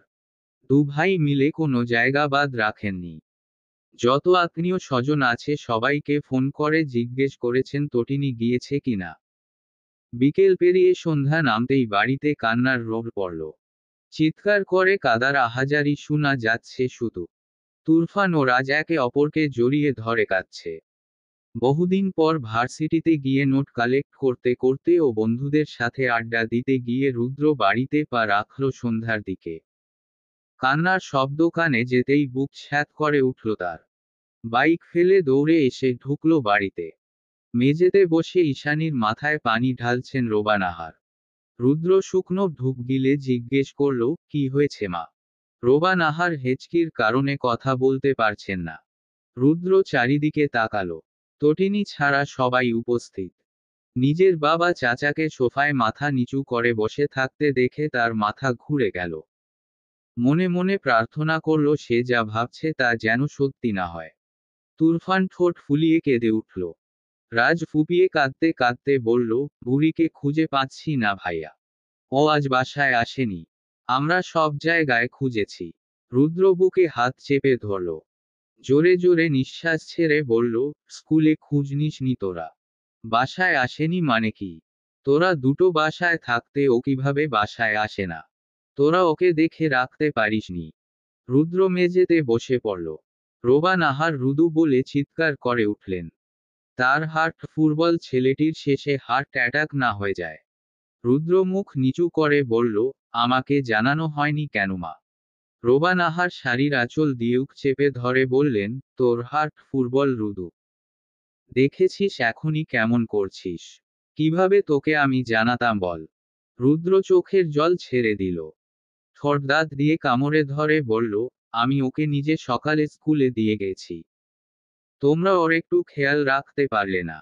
এখন আমি ওকে কোথায় খুঁজব মা? রুদ্র পাগলের মতো বাড়ি থেকে বেরিয়ে গেল। তাহের ইফফাত ও তাহসিন ইরফান আবারও বের হলেন খুঁজতে। রুদ্রদের হাসিখুশি বাড়িটি কয়েক ঘন্টাতে বিধ্বস্ত রূপ ধারণ করল যেন। বাইকের গতি বাড়িয়ে ছুটে চলেছে রুদ্র। একের পর এক জায়গায় গিয়ে ঐশী বলে চিৎকার করে ডাকছে। খুঁজতে খুঁজতে একসময় রাস্তার পাশে বুকে হাত চেপে বসল সে। চোখ দিয়ে গড়িয়ে পড়ছে আগুন জল। রুদ্র মুখ তুলে আকাশের দিকে তাকালো। অনুনয় করে বলল, ওকে ফিরিয়ে দাও গড। যেখানেই থাকে যেন সুস্থ থাকে। ওকে দেখো। ওর যেন কোনো ক্ষতি না হয়। প্লিজ। রুদ্রকে এ মুহূর্তে কি বলা যায়? এত যন্ত্রণা সবকিছু কি শুধু একজন কাজিনদের জন্য? নাকি গভীরে রয়েছে অমূল্য কোনো অনুভূতি? রাত 8টা। রুদ্রদের হৈ হৈ করা বাড়িটা আজ নিস্তব্ধতায় মুড়িয়ে গেছে। মেঝেতে উদাসীন হয়ে বসে আছে সকলে, 24 ঘন্টা না গেলে থানায় জিডি করা যাবে না। রাজ ও তুরফান যেন আজ সবার চেয়ে বড় হয়ে গেছে। শরবত করে এনে রুদ্রকে ও নিজের বাবাদের দিয়ে বলছে, তোমরা তো সারাদিন বাহিরে ছিলে, এটা খেয়ে নাও হালকা লাগবে। রুদ্র নির্নিমেষ তাকিয়ে রইল, শুধু শরবতের গ্লাস হাতে নিল না। তটিনীর মামারা রওনা দিয়েছেন ইতিমধ্যে। তাহের ইফফাতের গোষ্ঠীর সবাই হয়তো এতক্ষণে অর্ধেক চলে এসেছেন। রুদ্র যখন উদাসীন হয়ে মেঝেতে তাকিয়ে, তখন বিকট শব্দে বেজে উঠল তার মুঠোফোন। রাজ ডেকে বলল, ভাইয়া তোমার ফোন বাজছে। রুদ্র পকেট থেকে ফোন বের করে আননোন নাম্বার দেখে রিসিভ করল। কানে নিতেই ভেসে এলো চিরপরিচিত কণ্ঠস্বর। রুদ্র ভাই, হসপিটালে আসুন না একটু। আমাকে এসে নিয়ে যান। মা বাবা নিশ্চয়ই চিন্তা করছে। অনেক লেট হয়ে গেছে তো। রুদ্র কথা বলতে চেষ্টা করল, কিন্তু তার গলা দিয়ে স্বর এলো না। অগত্যা লাউঞ্জে দিয়ে মোবাইল নিজের বাবার দিকে এগিয়ে দিল। তাহসিন ইরফান অবাক হয়ে বললেন, হ্যালো। তটিনী নাক ফুলিয়ে বলল, বড় বাবা। নিতে আসো আমায়। আমি আটকে গেছি তো। রোবা নাহার তৎক্ষণাৎ মোবাইল কেড়ে নিলেন। বললেন, কোথায় তুই তটিনী মা? তটিনীর গলা ভেসে এলো, আমি হসপিটালে আটকে গেছি বড় মা। রুদ্র ভাইকে পাঠাও জলদি। কোন হসপিটাল মা? তটিনী হসপিটালের নাম বলে রেখে দিল। রোবা নাহার রুদ্রের দিকে তাকালেন। রুদ্র মাথা নাড়িয়ে না করল। অগত্যা তাহের ও তাহসিন বের হলেন নিজেদের মেয়েকে আনতে। রোবা নাহার বরফ এনে রুদ্রের বুকে মালিশ করে দিতে দিতে বললেন, চিন্তা নেই রুদু, ও চলে আসবে কিছুক্ষণের মধ্যে। মেয়েটিকে আমরা বকে দিব। কিরকম চিন্তায় ফেলেছিল আমাদের। মুখ বন্ধ করে নির্বাক হয়ে বসে আছেন ঈশানী। রাজ ও তুরফানের মুখে হাসি ফুটেছে। দুজন খুশিতে কেঁদে ফেলল। 40 মিনিটের মাথায় বাড়িতে প্রবেশ করল তটিনী। বাড়ির প্রাণ ফিরে পেয়ে রোবা নাহার দৌড়ে আসলেন। বুকে জড়িয়ে ধরে কেঁদে উঠলেন। তটিনী মন খারাপ করে বলল, কেঁদো না বড় মা। কিছু হয়নি তো। রোবা নাহার চুলের ভাঁজে চুমু খেয়ে বললেন, একটা খবর কেন দিসনি মা? তুই হসপিটালে কি করছিলি? তটিনীর মাথায় ব্যান্ডেজ করা। ঈশানী সোফা থেকে হাত মেলে দিলেন। তটিনী দৌড়ে নিজের মায়ের কাছে গেল। বলল, আমি সরি মা, আর দুষ্টুমি করব না। তাহের ইফফাত সোফায় বসতে বসতে বললেন, তোমার মেয়ে রাস্তা দিয়ে দৌড়াতে দৌড়াতে বাড়িতে আসছিল। রিকশার সাথে ধাক্কা লেগে অজ্ঞান হয়ে পড়েছিল, পাশের হসপিটালে নিয়ে গেছিল লোকজন। সন্ধ্যার দিকে জ্ঞান ফিরে। বাড়িতে গাড়ি রেখেছি কি জন্য? গাড়ি থাকতে যদি দৌড়ে দৌড়ে যাতায়াত করতে হয় তো আমি কালকে গাড়ি ভেঙে ফেলব। মনে থাকে যেন। বলেই তাহের ইফফাত নিজের রুমে চলে গেলেন। তটিনী ঠোঁট উল্টে বলল, আমি আর দৌড়াদৌড়ি করব না। রোবা নাহার রান্নাঘরের দিকে যেতে যেতে বললেন, সবই ঠিক আছে রে মা। তোর বাপ মায়ের গোষ্ঠী আসতেছে। রান্না চাপাই গিয়ে। তটিনী ফিক করে হেসে বলল, ওমা ওরাও খবর পেয়ে চলে আসছে। ঈশানী মেয়ের কপালে হাত রেখে বললেন, অনেক রক্ত গেছে নিশ্চয়ই। আরো করিস শয়তানি, আরো দৌড়াদৌড়ি করিস তুই। ঈশানী রান্নাঘরে চলে গেলেন। তটিনী রাজ ও তুরফানের দিকে তাকিয়ে বলল, তোদের চোখমুখ ফুলে আছে কেন? বাপরে তোরা ওকে দেখছিস? রাজ ও তুরফান দৌড়ে এসে দুদিক থেকে জড়িয়ে ধরে বলল, আর কখনো এমন করিস না। কয়েক ঘন্টায় সবার কিরকম অবস্থা হয়েছে দেখ। ভাইয়া তো অসুস্থ হয়ে গেছে। তটিনী এবার চোখ তুলে মেঝেতে মাথা নিচু করে বসা রুদ্রের দিকে তাকালো। সোফা থেকে নেমে রুদ্রের পাশে বসে পড়ল। রুদ্র চোখ তুলে তাকাতেই তটিনী হাসল। রুদ্র নিজেও মুচকি হাসল। তটিনী কানে ধরে বলল, আমি অনেক সরি রুদ্র ভাই।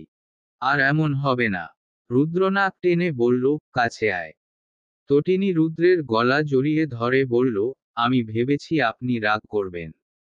ওমা আপনি দেখি হাসছেন। রুদ্র তটিনীর কপালে হাত বুলিয়ে বলল, অনেক লেগেছে না তোর? তটিনী ঠোঁট উল্টে বলল, অনেক। রুদ্র পকেট হাতড়িয়ে চকলেট বের করে দিয়ে বলল, বিকেলে কিনে রেখেছিলাম তোর জন্য। তটিনী দাঁত বের করে হেসে চকলেট নিয়ে নিল।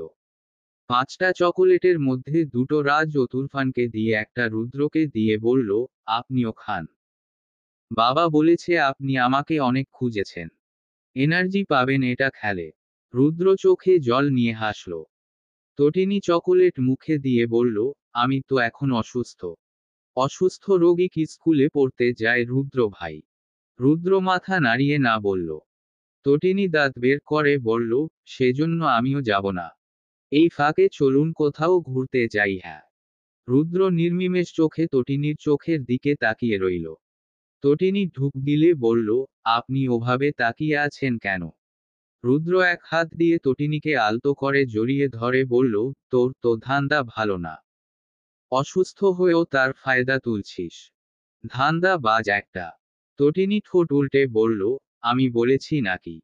ডাক্তার বলে দিয়েছে অসুস্থতার সময় ঘোরাফেরা করলে মন ভালো থাকে। রুদ্র চুল এলোমেলো করে দিয়ে বলল, ঠিক আছে নিয়ে যাব। রোবা নাহার রান্নাঘর থেকে বের হয়ে বললেন, তোর চিন্তায় সবার খারাপ অবস্থা হয়েছিল। রুদুর বুকে ব্যথা করছিল। তোকে পাওয়ার পর সুস্থ হয়ে গেছে। আমাদের এত কাঁদানোর জন্য তোকে কি করা উচিত বলতো? তটিনী মুখ গুমরা করে বলল, আমি কি ইচ্ছে করে কাঁদিয়েছি? রুদ্র মানা নাড়িয়ে বলল, একদমই না। মা তুমি ওকে আর দোষ দিও না। বেচারি মাথা ফাটিয়ে বসে আছে। ওর জন্য শাকসবজি রান্না করো। অনেক রক্ত চলে গেছে নিশ্চয়ই। তটিনী হাত দিয়ে দেখিয়ে বলল, এত গেছে রুদ্র ভাই। রুদ্র বলল, উঠে দাঁড়া, আমাকে টেনে তুল। তটিনী উঠে দাঁড়ালো। যতটুকু শক্তি ছিল সবটুকু দিয়ে টেনে তুলতে চেষ্টা করল রুদ্রকে, কিন্তু এক চুলও পারল না। রুদ্র নিজ থেকে উঠে দাঁড়ালো। তটিনীর কাঁধে হাতের ভর দিয়ে বলল, রুমে নিয়ে চল। তটিনী সিঁড়ি বেয়ে উঠতে উঠতে বলল, আপনার অনেক খারাপ লাগছে রুদ্র ভাই। ডাক্তার ডাকি? রুদ্র হেসে বলল, লাগবে না, ঠিকই আছি। রুদ্রকে নিজের বিছানায় শুইয়ে দিয়ে তটিনী দাঁড়িয়ে রইল। রুদ্র চোখ বন্ধ করে চুপ করে শুয়ে রইল। তটিনী মিনমিন করে বলল, আপনার কি মাথা যন্ত্রণা করছে রুদ্র ভাই? টিপে দেই। রুদ্র কোনো শব্দ করল না। তটিনী নিজ থেকে মাথার কাছে বসে হাত বাড়িয়ে মাথা টিপে দিতে লাগল। রুদ্র চোখ বন্ধ রেখেও মুচকি হাসল। তটিনীর কোলে বালিশ রেখে সেখানে মাথা রেখে বলল, এবার টিপে দেই বুড়ি। তটিনী মন খারাপ করে বলল, আমি বুড়ি নই। রুদ্র ঠোঁট চেপে হাসল। তটিনী কাঁদো কাঁদো স্বরে বলল, আমি বুড়ি নই রুদ্র ভাই। রুদ্র চোখ মেলে বলল, তুই বুড়ি নস, তুই মায়া। এবার দে মাথা টিপে দে। তবুও কাঁদিস না। আর সহ্য হচ্ছে না। মেরে ফেলবো এবার। তটিনী নাক ফুলিয়ে নিজের কাজ করতে লাগল। রুদ্র ঘুমে তলিয়ে যেতে যেতে বিড়বিড় করে বলল, সরি ঐশী। তটিনী সেটা শুনে ফেলল, নাক ঠিকঠাক করে মুচকি হাসল। যাক, তার রুদ্র ভাই আর রেগে নেই। তটিনীর কাজিন মহলে ভরে গিয়েছে বাড়ি। রাত তখন 10টা। চিৎকার চেঁচামেচিতে রুদ্রের কান ঝালাপালা হয়ে গেছে। সবচেয়ে বেশি তটিনীর গলায় বেশি শোনা যাচ্ছে। রুদ্র মাথা চেপে ধরে উঠে বসল। ভার্সিটি থেকে এসে এখনো ফ্রেশ হওয়া হয়নি তার। শরীর ম্যাচ ম্যাচ করছে। রুদ্র একটানে টি শার্ট খুলে ছুঁড়ে ফেলল। হেলে দুলে ওয়াশরুমে ঢুকল শাওয়ার নিতে। তটিনীর কাজিন মহল তেমন বড় না। তটিনীর মা ঈশানীর এক বোন রয়েছে, যিনি ঈশানীর ছোট। তারই দুটো বাচ্চা ছেলেমেয়ে রয়েছে যারা তটিনীর সাথে বর্তমানে হৈহুল্লোড় করছে। বাকি রইল রুদ্রের গোষ্ঠী। রুদ্র ও তটিনীর বাবার দিক থেকে আবার গোষ্ঠী ভীষণ বড়। রুদ্র ও তটিনীর দাদা ছিলেন বিরাট বড়লোক। বাড়িধারায় তার বিশাল পরিত্যক্ত বাড়ি রয়েছে, যেটাতে কেউ থাকে না। পুরান আমলের হওয়ায় সেটাতে কারো তেমন যাতায়াত নেই। রুদ্রের বাবা চাচা ভেবে রেখেছেন ওটা পুনরায় মেরামত করে এতিমখানা বানাবেন। তাহসিন ইরফানের চাচাতো ভাইবোন রয়েছেন দুজন। তাদের ছেলে মেয়ে আবার 5 জন। একজনের 2 ছেলে 1 মেয়ে। আরেকজনের 1 ছেলে 1 মেয়ে। চাচাতো ভাইয়ের নাম আশফাক আহমেদ। তার ছেলেদের নাম আশার আহমেদ ও আশফি আহমেদ। মেয়ের নাম আলপনা আহমেদ। আশার অনার্স শেষ করে মাস্টারের প্রস্তুতি নিচ্ছে। আশফি অনার্স সেকেন্ড ইয়ারে পড়ে। আলপনা ইন্টার শেষ করে অনার্সে অ্যাডমিশনের প্রস্তুতি নিচ্ছে। তাহসিন ইরফানের চাচাতো বোনের নাম আশারিয়া আহমেদ। স্বামীর নাম ওবায়দুল দেওয়ান। তার 1 ছেলে ও 1 মেয়ে। নাম শশী দেওয়ান ও শিশির দেওয়ান। শিশির রাজ ও তুরফানের সমবয়সী। শশী আশফির মতোই অনার্স অ্যাডমিশনের প্রস্তুতি নিচ্ছে। এই হলো রুদ্র ও তটিনীর গোষ্ঠীর ডিটেইলস। রুদ্রদের ড্রয়িং রুমের সোফাতে বসে আছেন সবাই। কতদিন পর ভাই বোন একসাথে। রোবা নাহার ও ঈশানী একের পর এক নাস্তা পানি তৈরি করছেন। আশারিয়া আহমেদের যত্নের কোনো ত্রুটি রাখছে না কেউ। যতই হোক 3 ভাইয়ের মধ্যে এক বোন সে। আশারিয়া আহমেদ গাজীপুরে থাকেন। আশফাক আহমেদ থাকেন শাহবাগে। তটিনীরা থাকে মিরপুরে। শাওয়ার নিয়ে নিচে নামল রুদ্র। তটিনী তখনও এদিক সেদিকে ছুটছে। সাথে ছুটছে তার খালাতো 2 ভাই বোন। রুদ্র মৃদুস্বরে ধমক দিয়ে বলল, এত দৌড়াদৌড়ি করছিস কেন তোরা? এই তুই না একটু আগে মাথায় সেলাই নিয়ে বাসায় ফিরলি? এত বড় কাণ্ড করেও এখন দৌড়াদৌড়ি করছিস? তটিনী এক কোণায় চুপচাপ দাঁড়িয়ে রইল। বাচ্চা দুটো ভয় পেয়ে তাদের মা বাবার কাছে চলে গেছে। তটিনী মিনমিন করে বলল, এত ধমকাচ্ছেন কেন? একটু তো দৌড়েছি। রুদ্র কথা না বাড়িয়ে সোফার দিকে চল গেল। সবাইকে সালাম দিয়ে বসে পড়ল। কাজিনদের সাথে হাই হ্যালো করে রান্নাঘরে ঢুকল। রোবা নাহার তখন মাংস রান্না করছেন। রুদ্র নিজের হাতে খুন্তি নিয়ে তরকারি নাড়তে লাগল। রোবা নাহার ছেলের কাণ্ডে হেসে বললেন, আমাকে দে, আমি পারবো। রুদ্র দিল না, বলল, তুমি বরং সবজি কাটো, আমি দেখছি এটা। শিলা আন্টি কবে গ্রাম থেকে ফিরবেন? তোমারও চাচি আম্মার উপর অনেক ধকল চলে যাচ্ছে তো। রোবা নাহার শশা কাটতে কাটতে বললেন, অনেক দিন পর বেড়াতে গিয়েছে বেচারি। থাক, আসুক তৃপ্তি ভরে থেকে। আমি আর তোর চাচি সামলে নিতে পারবো, সমস্যা হবে না। রুদ্র মাংস রান্না করে মাছ ভাজতে শুরু করলো। তখনই তটিনী ঢুকলো রান্নাঘরে। নাক টেনে মাছ ভাজার গন্ধ নিয়ে বলল, আহ বড় মা, আমাকে মাছ ভাজা দাও, খাবো। রুদ্র গম্ভীর গলায় বলল, বিড়াল নাকি তুই? মাছের গন্ধ পেয়ে চলে এসেছিস? তটিনী মুখ বাঁকিয়ে বলল, কাজ করছেন সেটাই করুন, মালকিনের সাথে তর্ক করতে আসবেন না। রুদ্র ভ্রু কুঁচকে বলল, মালকিন? আর তুই ফু দিলেই তো উড়ে যাবি। তটিনী ঠোঁট উল্টে বলল, তোমার ছেলেকে বলো আমাকে মাছ ভাজা দিতে, না হলে কিন্তু আমি চিৎকার করব বড়মা। রোবা নাহার হেসে বললেন, দিয়ে দে রুদু, বেচারি অনেক রক্ত খুইয়ে এসেছে। রুদ্র প্লেটে মাছ ভাজা দিয়ে বলল, নে, আর চাইবি না, বিড়াল কোথাকার। তটিনী মাছের প্লেট নিয়ে চলে গেল। রোবা নাহার ছেলের দিকে তাকিয়ে বললেন, শুধু শুধু ওর সাথে লাগিস। রুদ্র কিছু না বলে হাসল। মাছ ভাজা শেষ করে মাছের তরকারি বসিয়ে দিল। ভাত আগেই রান্না করা হয়ে গেছে। রোবা নাহার সবজি কাটার পর রুদ্র সেগুলো টেবিলে নিয়ে রাখতে লাগলো এক এক করে। বলা বাহুল্য, রুদ্র প্রায়ই তার মা চাচিকে রান্নায় সাহায্য করে। ঈশানী থালাবাসন পরিষ্কার করে টেবিলে এনে রেখেছেন। আজ রুদ্রদের বাড়িতে এক টেবিলে জায়গা হবে না।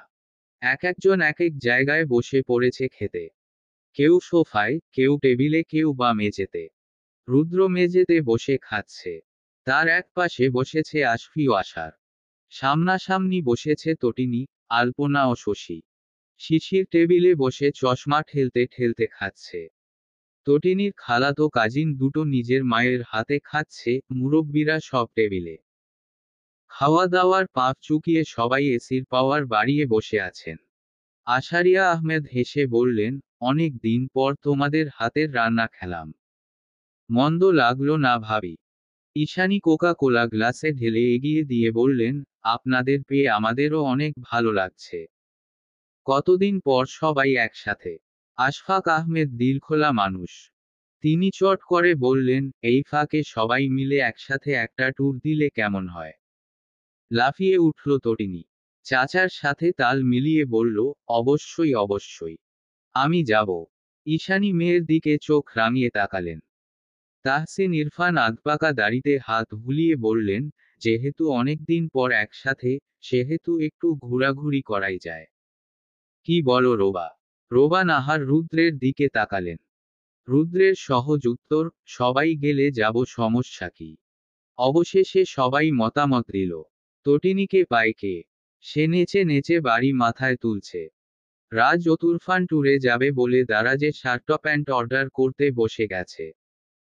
রোবা নাহার ও ঈশানীর সাথে আশারিয়া ও ঈশানীর বোন অনলাইনে জামা কাপড় দেখা শুরু করেছেন। বাড়িতে যেন হঠাৎ করে ঈদ লেগে গেছে।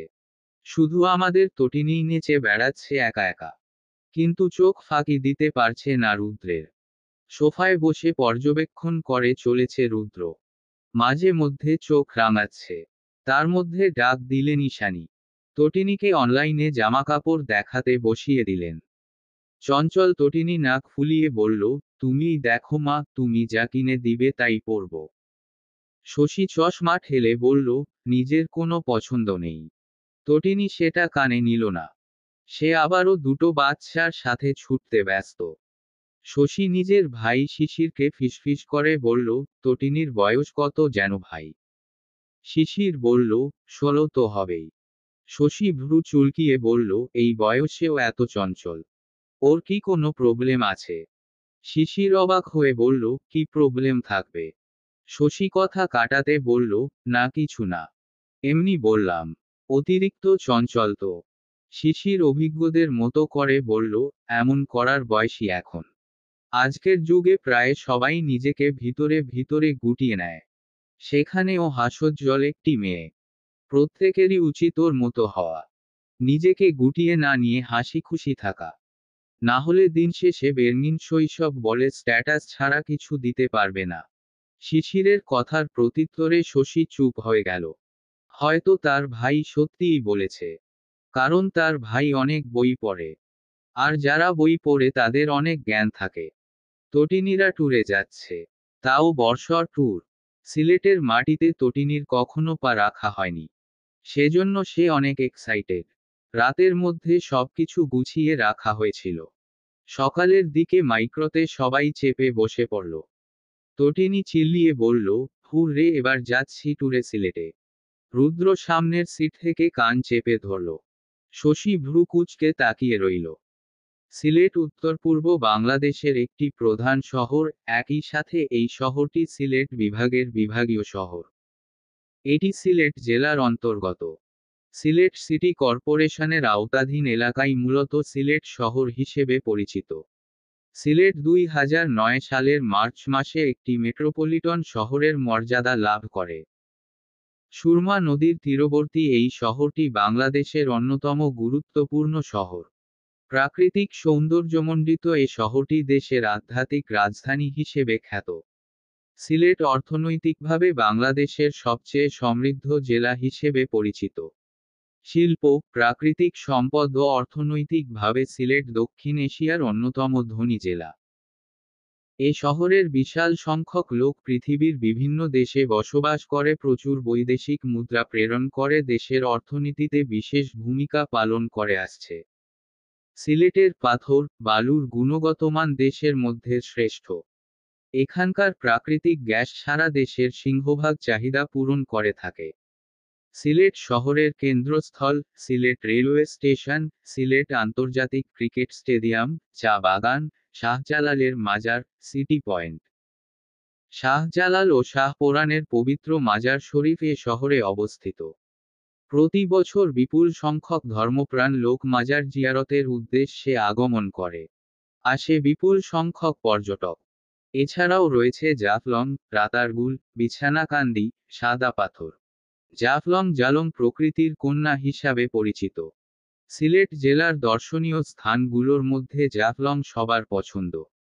সিলেটের গোয়াইনঘাট উপজেলার ভারতের মেঘালয় সীমান্ত ঘেঁষা প্রকৃতির দানের রূপের পসরা সাজিয়ে আছে জাফলং। পাথরের উপর দিয়ে বয়ে চলা পিয়াইন নদীর স্বচ্ছ পানির ধারা, ঝুলন্ত ডাউকি ব্রিজ, উঁচু উঁচু পাহাড়ে সাদা মেঘের খেলা জাফলংকে করেছে অনন্য। এক এক ঋতুতে জাফলং এক এক রকম রূপের প্রকাশ ঘটায়, যা পর্যটকদেরকে ভ্রমণের জন্য সারা বছরই আগ্রহী করে রাখে। সিলেটের জাফলং এ বর্ষর ট্যুর দেওয়ার আনন্দে তটিনীর খুশি যেন ধরে না। রুদ্র বলেছে পারলে সিলেটে আরও অন্যান্য জায়গায়ও নিয়ে যাবে। মেদিনীতে ঝিরিঝিরি বর্ষণ নেমেছে। বাতাসের দাপটে ধুলোবালি উড়াউড়ি করছে চারিদিকে। ঝিরি বর্ষণ শুরু হওয়ার মধ্যেই বাহিরে ঘোরাঘুরি করা দর্শকরা রিসোর্টে ঢুকে গেছে। এই অন্ধকারে বৃষ্টিতে ভিজে যাওয়া প্রকৃতি কন্যা জাফলংকে যেন আরও সৌন্দর্যে ভরিয়ে দিচ্ছে। ধুলোকণা চোখে মুখে পড়তে পারে সেজন্য রিসর্টে অবস্থানকৃত ব্যক্তিরা জানালা আটকে দিয়েছেন অনেক আগে। ধুলোবালি উড়ানো এই বর্ষণে জাফলংয়ের রিসর্টের প্রবেশদ্বারে থামল একটি যাত্রীবাহী মাইক্রোবাস। ছোটখাটো মাইক্রো থেকে নেমে আসলো একে একে রুদ্র, তটিনী ও তাদের পরিবারের লোকজন। রাত তখন 8টা। মাইক্রো থেকে নেমে সবাই দৌড়ে রিসর্টের দিকে এগুচ্ছে। এই ধুলোবালি উড়ানো আবহাওয়াতেও তটিনী দুহাত দুদিকে মেলে দিয়ে চিৎকার করে বলছে, সবকিছু এত সুন্দর কেন রুদ্র ভাই। রুদ্র হাত ধরে টেনে নিয়ে যেতে যেতে বলল, পরে সব দেখিস। আপাতত নিজেকে বাঁচা। অগত্যা তটিনীর রাতে আর ঘোরাঘুরি করা হলো না। ফ্রেশ হয়ে খাওয়া দাওয়া করে সবাই আরামের ঘুম দিল কাঁথা মুড়িয়ে জাফলংয়ের রিসোর্টে। রৌদ্রোজ্জ্বল আকাশে পেঁজা তুলোর মতো মেঘ ভেসে বেড়াচ্ছে। বাতাসে বইছে শীতল হাওয়া। সময় ভোর 7টা। রাতের মধ্যভাগে আকাশের কান্না থেমে আস্তে আস্তে আকাশে আবারও মেঘ জমতে শুরু করেছিল। অন্ধকার কাটিয়ে ধীরে ধীরে প্রভাতের আলো ফুটে উঠতেই সূর্যিমামা নিজের ক্ষমতা দেখালেন অল্প করে। ঘুম ঘুম চোখে তাকালো তটিনী। মুঠোফোন বের করে সময় দেখে নিল। ৮টা এখনো বাজেনি। সে উঠে ফ্রেশ হয়ে নিল। পাহাড়, টিলা আর দিগন্ত বিস্তৃত চাবাগান যেন সিলেটকে ঢেকে রেখেছে সবুজ চাদরে। যেখানে পর্যটকরা মুগ্ধ হন, প্রেমে পড়েন শীতল প্রকৃতির এই লীলাভূমিতে। সিলেট হচ্ছে দুটি পাতা একটি কুড়ির সবুজ রঙের নয়নাভিরাম চারণভূমি। হজরত শাহজালাল রহ ও হজরত শাহপরাণ রহসহ ৩৬০ আউলিয়ার পুণ্যভূমি। এখানে জন্মেছেন মরমী কবি হাসন রাজা, রাধারমণ দত্ত, আরকুম শাহ, দূরবীন শাহ ও শাহ আব্দুল করিমের মতো মরমী সাধকরা। প্রকৃতি কন্যা জাফলং সারা দেশে এক নামে পরিচিত, সিলেট জাফলং নামে। সেখানেই এসেছে তারা। সকালের নাস্তা শেষ করে ৯টার পর রিসর্ট থেকে বের হলো সবাই। তটিনী জিন্স ও টি শার্ট পরেছে। রোবা নাহার ও ঈশানী যেন যুবতী হয়ে গেছেন হঠাৎ করেই। দুজনে জিন্স ও ফতোয়া পরেছেন। নিজেদের বউদের দেখে হতভম্ব দুভাই। সাথে যোগ দিয়েছে আশারিয়া আহমেদ। আলপনা ও শশী জিন্স টি শার্ট পরেছে। সবার মধ্যেই পর্যটক পর্যটক ভাব। জাফলংয়ের পানিতে নেমেছে সবাই। এত শান্তি যেন আর কোথাও নেই। চারিদিকে সকালের শীতল বাতাস বইছে। এজন্যই বুঝি সবাই সিলেটকে শান্তির শহর বলে। ভারতের মানুষ আর বাংলাদেশের মানুষের মিলনমেলা যেন এই জাফলং। কেউ কেউ পানিতে সাঁতার কাটছে, কেউ কেউ ছবি তুলছে, কেউ কেউ নৌকা চড়ে ব্রিজের কাছে গিয়ে ফিরে আসছে। আস্তে আস্তে সব দোকানপাট খুলছে দোকানিরা। তটিনী পানিতে লাফাচ্ছে। সাথে যোগ দিয়েছে দুটো পিচ্ছি কাজিন। রুদ্র কোমরে হাত রেখে বলল, এখানেই লাফাতে থাক। দূরে যাস না। সাঁতার জানিস না কিন্তু তুই। তটিনী বাধ্য মেয়ের মতো মাথা নাড়ালো। রুদ্র মোবাইলের ক্যামেরা বের করে ছবি তুলতে শুরু করল। এদিকে রাজ ও তুরফান হাফ প্যান্ট পরে পানিতে নেমেছে। দুজনের খুশি যেন ধরছে না। তুরফান ও রাজ সাঁতার জানে। সেজন্য তারা গভীরে গিয়ে সাঁতরাচ্ছে। তটিনীর তা দেখে মন খারাপ হলো। রুদ্র তখন ছবি তুলতে ব্যস্ত। তটিনী তুরফানকে ডেকে বলল, এই ভাই আমাকেও নে না। আমিও সাঁতরাবো। তুরফান তটিনীর ১ বছরের ছোট। কিন্তু লম্বার কারণে বোঝার উপায় নেই কে ছোট কে বড়। তুরফান বড় ভাইয়ের মতো করে বলল, একদম না বোন। তুই সাঁতার জানিস না। পরে ডুবে যাবি। তটিনী ঠোঁট উল্টে বলল, আরে ডুববো না। তোরা দুটোয় ধরে রাখবি আর আমি সাঁতরাবো। রাজ ও তুরফান একে অপরের দিকে তাকালো। রাজ ইশারায় মানা করতেই তুরফান বলল, না রে, তুই বরং বাবাকে বল যা। অগত্যা তটিনী বাবার দিকে তাকালো। তাহের ইফফাত পানির উপর একটি পাথরে বসে আছেন। তটিনী সেদিকে এগিয়ে গিয়ে বলল, আমাকে ধরে সাঁতার কাটাও না বাবা প্লিজ। তাহের ইফফাত উঠে দাঁড়ালেন। মেয়েকে নিজের দুহাতে তুলে রাজদের কাছাকাছি নিয়ে গেলেন। তটিনী বিস্ময় করার মতো আনন্দ পেল। রাজ ও তুরফানকে ভেঙচি কেটে সে সাঁতার কাটতে লাগল। তাহের ইফফাত কিছু সময় পরই বললেন, হাতে ব্যথা করছে মা। চলো পারে যাই। তটিনী বাবার কথা মেনে নিল। পারে আসার পর রাজ মুখ ভেঙচি ফিরিয়ে দিয়ে বলল, এবার কি করবি? তটিনী নাক ফুলিয়ে রুদ্রকে চেপে ধরল। রুদ্র অবাক হয়ে বলল, কি হলো তোর? তটিনী কাদো কাদো মুখ করে বলল, সাঁতার শিখব রুদ্র ভাই। রুদ্র দীর্ঘশ্বাস ছেড়ে বলল, তোর বাপকে বল। বাবা তো কিছুক্ষণ পরই হয়রান হয়ে গেছে। কিছুক্ষণ হলেও তো কেটেছিস। তাহলে আর মন খারাপ কিসের? আমি আরও সাঁতার কাটব। রুদ্র পানিতে নেমে বলল, আয়। তটিনী রাজ ও তুরফানের দিকে তাকিয়ে ভেঙচি কাটল। রুদ্র সেটা দেখে হেসে বলল, সব সময়ই সবকিছু নিয়ে প্রতিযোগিতা না করলে চলে না তোর। তটিনী পাম মারতে বলল, আপনি কত ভালো রুদ্র ভাই। আপনার কত এনার্জি বলুন। আপনার কাছে তো কুস্তিওয়ালারাও ফেইল। রুদ্র মিনমিন করে বলল, বেশি বেশি হয়ে গেল না? জাফলং এ দুদিন থেকে তটিনীরা পথ বদলালো। গাড়িতে করে রওনা হলো সিলেটের অন্য আরেকটি পর্যটন স্থানে। শাহপরাণ ও শাহজালাল ঘুরে তারা স্টেডিয়ামে গেল।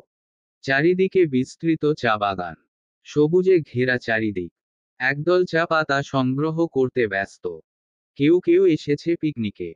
এত এত মানুষের মধ্যে নিজেকে অনুভব করে তটিনীর মন নেচে উঠল। চা বাগান ঘুরে সিলেটের বিখ্যাত ৫ ভাই রেস্টুরেন্টে দুপুরের খাবার খেল তারা। তারপর রাতের বাসে করে রওনা দিল রাজধানীতে। সময় চলে গেল তীরবেগে। তটিনী নবম থেকে দশমে উঠে গেল। রুদ্র তখন সেকেন্ড ইয়ারের পরীক্ষা শেষ করে বাসায় পড়ে আছে। হাতে তার অফুরন্ত সময়। তখন আমাদের তটিনীর বয়স ১৭তে গিয়ে ঠেকেছে। এই দীর্ঘ ছুটিতে রুদ্র আবারও বন্ধুদের নিয়ে ট্যুর দিবে বলে ভাবল। বরাবরের মতো যেতে আগ্রহ প্রকাশ করল তটিনী। কিন্তু রুদ্র রাজি হল না। বলল, এসএসসি পাশ কর, তখন কাশ্মীরে ঘুরতে নিয়ে যাব। তটিনীর চোখের জল নাকের জল এক করেও রুদ্রকে গলাতে পারল না। রুদ্র বন্ধুদের নিয়েই ট্যুর দিল দার্জিলিংয়ে।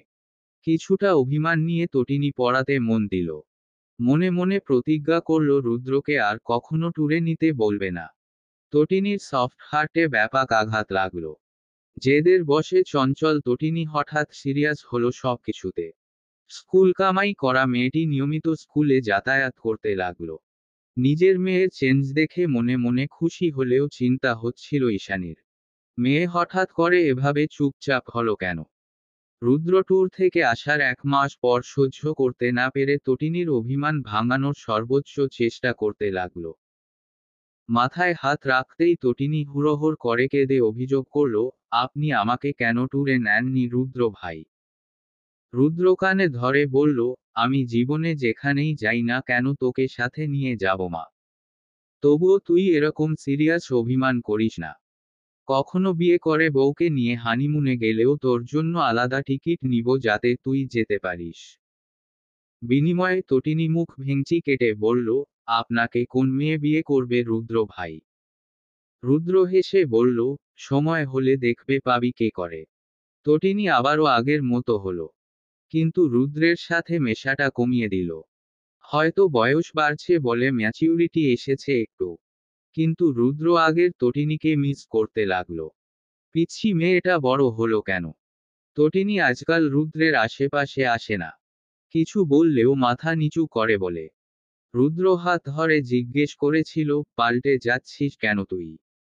তটিনী লজ্জা পেয়ে বলেছিল, বড় হচ্ছি রুদ্র ভাই। তটিনীর বড় হওয়াটা রুদ্র মানতে পারল না। আগের তটিনীকে মিস করতে লাগলো প্রতিনিয়ত। তটিনী এসএসসি পাশ করল। রুদ্র অনার্স লাস্ট ইয়ারে তখন। তটিনীর বয়স হলো 18। অ্যাডমিশন নিয়ে কলেজেও চান্স হয়ে গেল তার। বেচারা রুদ্র ভাই শুধু অসহায় চোখে চেয়ে চেয়ে তটিনীর বড় হওয়া দেখতে লাগলো। আগের তটিনী আর এই তটিনীর মধ্যে বিস্তর ফারাক। এই তটিনী লজ্জা পায়। আগের তটিনী ছিল মুখ পাতলা। রুদ্র নিজের এই অনুভূতির কোনো নাম দিতে পারে না। সে অনেক কিছু বুঝেও চুপ করে যায়। মা বাবা চাচা চাচির একমাত্র আদরের মেয়ে তটিনী। সে যদি ভাগ বসায় তো পুরো গোষ্ঠী তাকে কি করবে কে জানে। রুদ্র নিজের অনুভূতি চেপে যেতে লাগলো। চুপ হয়ে দেখতে লাগলো তটিনীর বড় হওয়া। রুদ্র যখন গ্রাজুয়েট হলো তখন তটিনী ইন্টার সেকেন্ড ইয়ারের স্টুডেন্ট। বিদেশে উচ্চশিক্ষার জন্য সব ব্যবস্থা করা হলো। রুদ্র নিজের অনুভূতি চেপে রেখে ৬ মাসের মধ্যে বিদেশে পাড়ি জমালো। তটিনী কলেজ লাইফের ইতি টানল। যে মেয়েটির পড়াশোনা ভালো লাগতো না সে মেডিকলে চান্স পেতে পুরোদমে পড়তে লাগলো। এবং ফলাফলও পেল ভালো। সিলেট ওসমানীতে চান্স পেয়ে তটিনী রাজধানী ত্যাগ করল। রুদ্র যাও একটু আধটু খোঁজ নিতে পারত, এখন তাও পারে না। একজন যুবতী মেয়েকে তো প্রতিদিন ফোন দেওয়া যায় না। সপ্তাহে একবার ৫ মিনিটের মতো কথোপকথন এই তো। তাও কাজিন ভাই হিসেবে। রুদ্র পুরোটা সময় গম্ভীর থাকে। তুই থেকে তুমিতে এসেছে তার সম্বোধন। তাদের সম্পর্কের এই দেয়ালটা ঠিক কিভাবে উঠল সেটা রুদ্র ভেবেও বের করতে পারে না। কারণ শুধু একটাই হতে পারে তটিনীর বড় হওয়া। কিন্তু একটা মানুষ কি এত দ্রুত বড় হয়ে যেতে পারে? এত দ্রুত কিভাবে পাল্টে যেতে পারে? এভাবেই চলতে লাগলো। তটিনীর পড়াশোনা চলতে লাগলো পুরোদমে। ডাক্তারি পড়া, ছুটিতে হোস্টেল বান্ধবীদের সাথে একটু আধটু ঘোরাঘুরি। ঈদে বাবা মাকে দেখতে যাওয়াই তো। এই চেঞ্জটা, এই পরিবর্তনটা হয়েছে কোনো কারণে।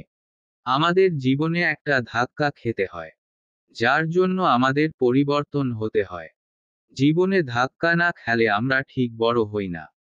আমাদের আত্মসম্মান বা ম্যাচিউরিটি বাড়াতে একটা ধাক্কাই যথেষ্ট। চঞ্চল তটিনী সবার আড়ালে কোনো একটা ধাক্কা পেয়েছে। ওই ধাক্কাটাই তাকে আত্মসম্মান বুঝদার একটি মেয়ে বানিয়ে দিয়েছে। রাত 12টা। হোস্টেলের বারান্দায় অন্ধকারে দাঁড়িয়ে আছে তটিনী। মন খারাপের মেঘেরা তাকে চেপে ধরেছে। চোখে টলমল করছে নোনা জল। বুকে চেপে আছে এক সমুদ্র কষ্ট, যা কাউকে বলা হয়নি। তটিনী জানে না সে কখনো বলতে পারবে কিনা।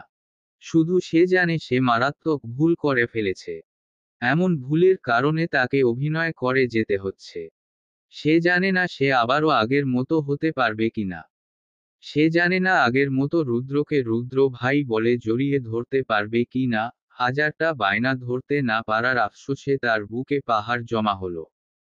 সেই পাহাড় সাগরে পরিণত হয়ে তটিনীর চোখ বেয়ে গড়িয়ে পড়তে লাগলো। অন্ধকার মন খারাপি আকাশের দিকে তাকিয়ে তটিনী অভিযোগ করে ফেলল সম্পূর্ণ বেখেয়ালে।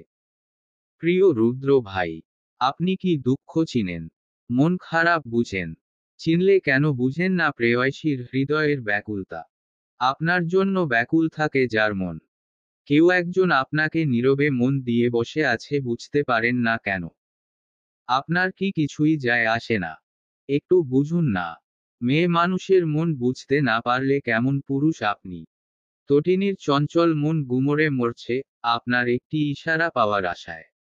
আপনি সব বুঝলেন, সব জানলেন, জানলেন না শুধু তটিনীর মনের কথা। আপনার অগোচরে যেই কষ্ট আমি বয়ে চলেছি, সেই কষ্টটা যেন আপনি কখনো অনুভব না করেন। আপনাকে যেন আপনার ভাগ্য ভালো রাখে। তটিনীর ভাগ্যে কয়লা থাক, যা পুড়িয়ে ছারখার করে দিবে তটিনীর লুকোনো চঞ্চল হৃদয়কে। বিদেশের মাটিতে বরফ ঢাকা বিস্তর প্রান্তরে হুডি পরে দাঁড়িয়ে আছে এক যুবক। বরফ দিয়ে বানিয়ে চলেছে এক চঞ্চল হরিণীর কিশোরী রূপ। বরফ গলতে গলতে সেটা নাই হয়ে যেতেই যুবকটির চোখ থেকে টুপ করে পড়ল এক ফোঁটা নোনা জল। বরফ ধীরে ধীরে যুবকটিকে গ্রাস করে নিতে শুরু করতেই ভেসে এলো কারো চিৎকার। হেই রুদ্র, কি করছো তুমি ওখানে? কুইকলি চলে আসো। তুমি চাপা পড়ে যাবে। রুদ্রের যেন ধ্যান ফিরল। তড়িৎ গতিতে চলে গেল হোস্টেলের ভেতরে। হাত পা জমে বরফের মতো ঠান্ডা হয়ে গেছে। হুডি খুলে রুদ্র ব্ল্যাঙ্কেটের তলে ঢুকল। হট এসির পাওয়ার বাড়িয়ে দিয়ে জুবুথুবু হয়ে বসে রইল কিছু সময়। বুকে ব্যথা ধীরে ধীরে কমে আসতে লাগলো। চিৎকার করা যুবকটি গরম কফির মগ এগিয়ে দিয়ে বলল, কি করছিলে তুমি তখন? কতটা ক্ষতিকর ওটা জানো? রুদ্র কিঞ্চিত হেসে কফিতে চুমুক দিয়ে বলল, তাকে ভাবতে লাগলে আমি দুনিয়া ভুলে যাই হ্যারি। হ্যারি কাঁধ চাপড়ে বলল, লাভ সাবজেক্ট। ওয়াও! রুদ্র চোখ বন্ধ করে কফিতে চুমুক দিতে লাগলো। বুকে তখনও চিনচিন করছে তার। কাউকে মনে পড়ছে তীব্রভাবে। ঘুমের মধ্যে কেউ চুলের মুঠি চেপে ধরতেই হকচকিয়ে ঘুম ছুটে গেল তটিনীর। ঘুমোঘুম চোখে তাকানোর আগেই প্রচণ্ড জুড়ে টান দিয়ে কেউ উঠিয়ে বসালো তাকে। চোখ কচলে ভালোভাবে তাকিয়ে বুঝতে পারল কাচিকার। কিছু না বলে আবারও বিছানায় শরীর এলিয়ে দিল সে। সেটা সহ্য হলো না ব্যক্তিটির। আবারও চুলের মুঠি চেপে ধরে উঠে বসালো। তটিনী এবার মারাত্মক রেগে গিয়ে বলল, কি সমস্যা? তিনি চোখে মুখে বিস্ময় নিয়ে বললেন, কয়টা বাজে খেয়াল আছে? কলেজের প্রথম দিনে পড়ে পড়ে ঘুমোচ্ছিস? তার এহেন প্রত্যুত্তরে তটিনী চমকে গেলাম। মাথা এলোমেলো হয়ে গেল তার। আজ তার কলেজের প্রথম দিন, অথচ আজই সে পড়ে পড়ে ঘুমাচ্ছি। চোখ মুখে অসহায়ত্ব ফুটিয়ে বলল, কয়টা বাজে? খুব বেশি দেরি হয়ে গেছে। মহামান্য সেই ব্যক্তিটির আগে গোজগোজ করতে করতে বললেন, তেমন দেরি হয়নি, আমি বাইকে করে নিয়ে যাব, পৌঁছে যাবি জলদি। তটিনী তাহার দিকে কৃতজ্ঞতা দৃষ্টিতে তাকিয়ে বলল, আজ আপনি যদি না তুলে দিতেন তো আমি প্রথম ক্লাসটা মিস করে যেতাম। ধন্যবাদ আপনাকে রুদ্র ভাই। রুদ্র হেসে ফেলল। চলে যেতে নিয়েও তটিনীর মুখের দিকে তাকিয়ে থেমে গেল। বলল, তোর চোখ মুখ এমন শুকনো কেন বল তো? তটিনী শুকনো ঢুক গিলে বলল, একটা মারাত্মক স্বপ্ন দেখেছি রুদ্র ভাই। রুদ্র আগ্রহ প্রকাশ করে বলল, কিরকম স্বপ্ন? তটিনী ঠোঁট উল্টে বলল, আমি দেখেছি যে আমি পাল্টে গেছি কোনো কারণে। আপনার সাথে কথাটা বলছি না। আপনি বিদেশে চলে গেছেন পড়াশোনা করতে। কি সব অনুভূতি, কি সব কি দেখলাম রুদ্র ভাই। আর মনেও পড়ছে না। রুদ্র অবাক হয়ে তাকিয়ে বলল, কি দেখে ঘুমিয়েছিলি বলতো? একটা স্যাড এন্ডিং মুভি দেখেছিলাম। রুদ্র গম্ভীর স্বরে বলল, এজন্যই। তা আর কি কি দেখলি? দেখলাম আমরা ওই জাফলং ঘুরতে গেছিলাম না, সেখান থেকে এসেই সব কেমন পাল্টে গেছে। আপনি আগের মতো আমাকে কোথাও ঘুরতে নিয়ে যাননি, সেজন্য আমি অভিমান করে বদলে গেছি। সবচেয়ে আশ্চর্যজনক বিষয় হলো আমি নাকি মেডিকেলে চান্স পাইছি। রুদ্র এ পর্যায়ে হেসে ফেলল। বলল, মেডিকেল? তটিনী ঠোঁট ফুলিয়ে বলল, আপনি হাসবেন না তো। আমি জানি আমি মেডিকেলে চান্স পাওয়ার মতো স্টুডেন্ট নই, কিন্তু স্বপ্নে দেখেছি। জাফলং থেকে এসে প্রায় 1.5 বছর হয়ে গেছে। তুই এখনো সেখানেই পড়ে আছিস। রুদ্রের প্রশ্নে তটিনী মাথা নিচু করে বলল, কি জানি। জায়গাটা মনে রাখার মতো, সেজন্য হয়তো। রুদ্র দীর্ঘশ্বাস ছেড়ে বলল, জলদি রেডি গো। কলেজে যেতে হবে তোর। নাকি আরো পড়ে পড়ে সময় নষ্ট করতে চাস? তটিনী তড়িৎ গতিতে ওয়াশরুমে চলে গেল। হাত মুখ ধুয়ে রুমে এসে জামাকাপড় চেঞ্জ করল। রুদ্র কখন বাহিরে বাইকের চাবি হাতে দাঁড়িয়ে আছে। তটিনী ব্যাগ কাঁধে নিয়ে দৌড় দিল। নাস্তার টেবিল থেকে রোবান আহার ও ঈশানী চেঁচিয়ে ডাকলেন, কিন্তু সে কানে তুলল না। খেতে বসলে আরও দেরি হয়ে যাবে। তখন রুদ্র ভাই তাকে তুলে আছাড় দিতে দুবার ভাববেন না। কিন্তু হলো উল্টো। রুদ্র বাইকের চাবি আঙুল দিয়ে ঘুরাতে ঘুরাতে বলল, মা চেঁচাচ্ছে কেন? যা খেয়ে আয়। টেনশন করিস না, সময় মতো পৌঁছে যাবি। তটিনী বাধ্য মেয়ের মতো পুনরায় গৃহে প্রবেশ করল। নাস্তা করে বের হয়ে রুদ্রের বাইকে চেপে বসল। রুদ্র তার কথা রাখল, হাওয়ার বেগে বাইক চালিয়ে তটিনীকে কলেজে পৌঁছে দিল। কলেজ গেট দিয়ে যখন রুদ্রের বাইক ঢুকল তখন হা করে কিছু মেয়েরা তাকিয়ে রইল। তটিনী তাদের দিকে তাকিয়ে ভেংচি কাটতে ভুলল না। রুদ্র লুকিং গ্লাসে সেটা দেখে হাসল। বাইক সাইড করে রুদ্র তটিনীকে নিয়ে নেমে দাঁড়াল। এটা রুদ্রের প্রাক্তন কলেজ। সে এই কলেজ থেকেই এইচএসসি পাশ করেছে, সেজন্য সবকিছু জানা শোনা আছে তার। তটিনীকে নিয়ে সোজা প্রিন্সিপালের রুমে গেল সে। নিজের পরিচয় দিতেই প্রিন্সিপাল চিনতে পারলেন। রুদ্র তটিনীকে দেখিয়ে দিয়ে বলল, স্যার ও আমার কাজিন। এই কলেজে ইন্টার ফার্স্ট ইয়ারে ভর্তি হয়েছে। প্রিন্সিপাল হেসে বললেন, বেশ তো। স্যার ও একটু চঞ্চল, সেজন্য পরিচিত এটাতেই ভর্তি করিয়ে দিয়েছি। আপনারা একটু খেয়াল রাখবেন।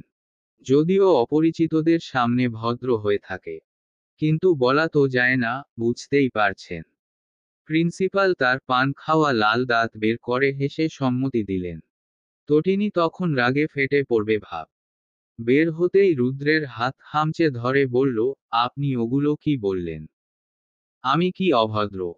রুদ্র নিজের হাত ছাড়িয়ে নিয়ে বলল, এমন বাঘিনীর মতো খেপেছিস কেন?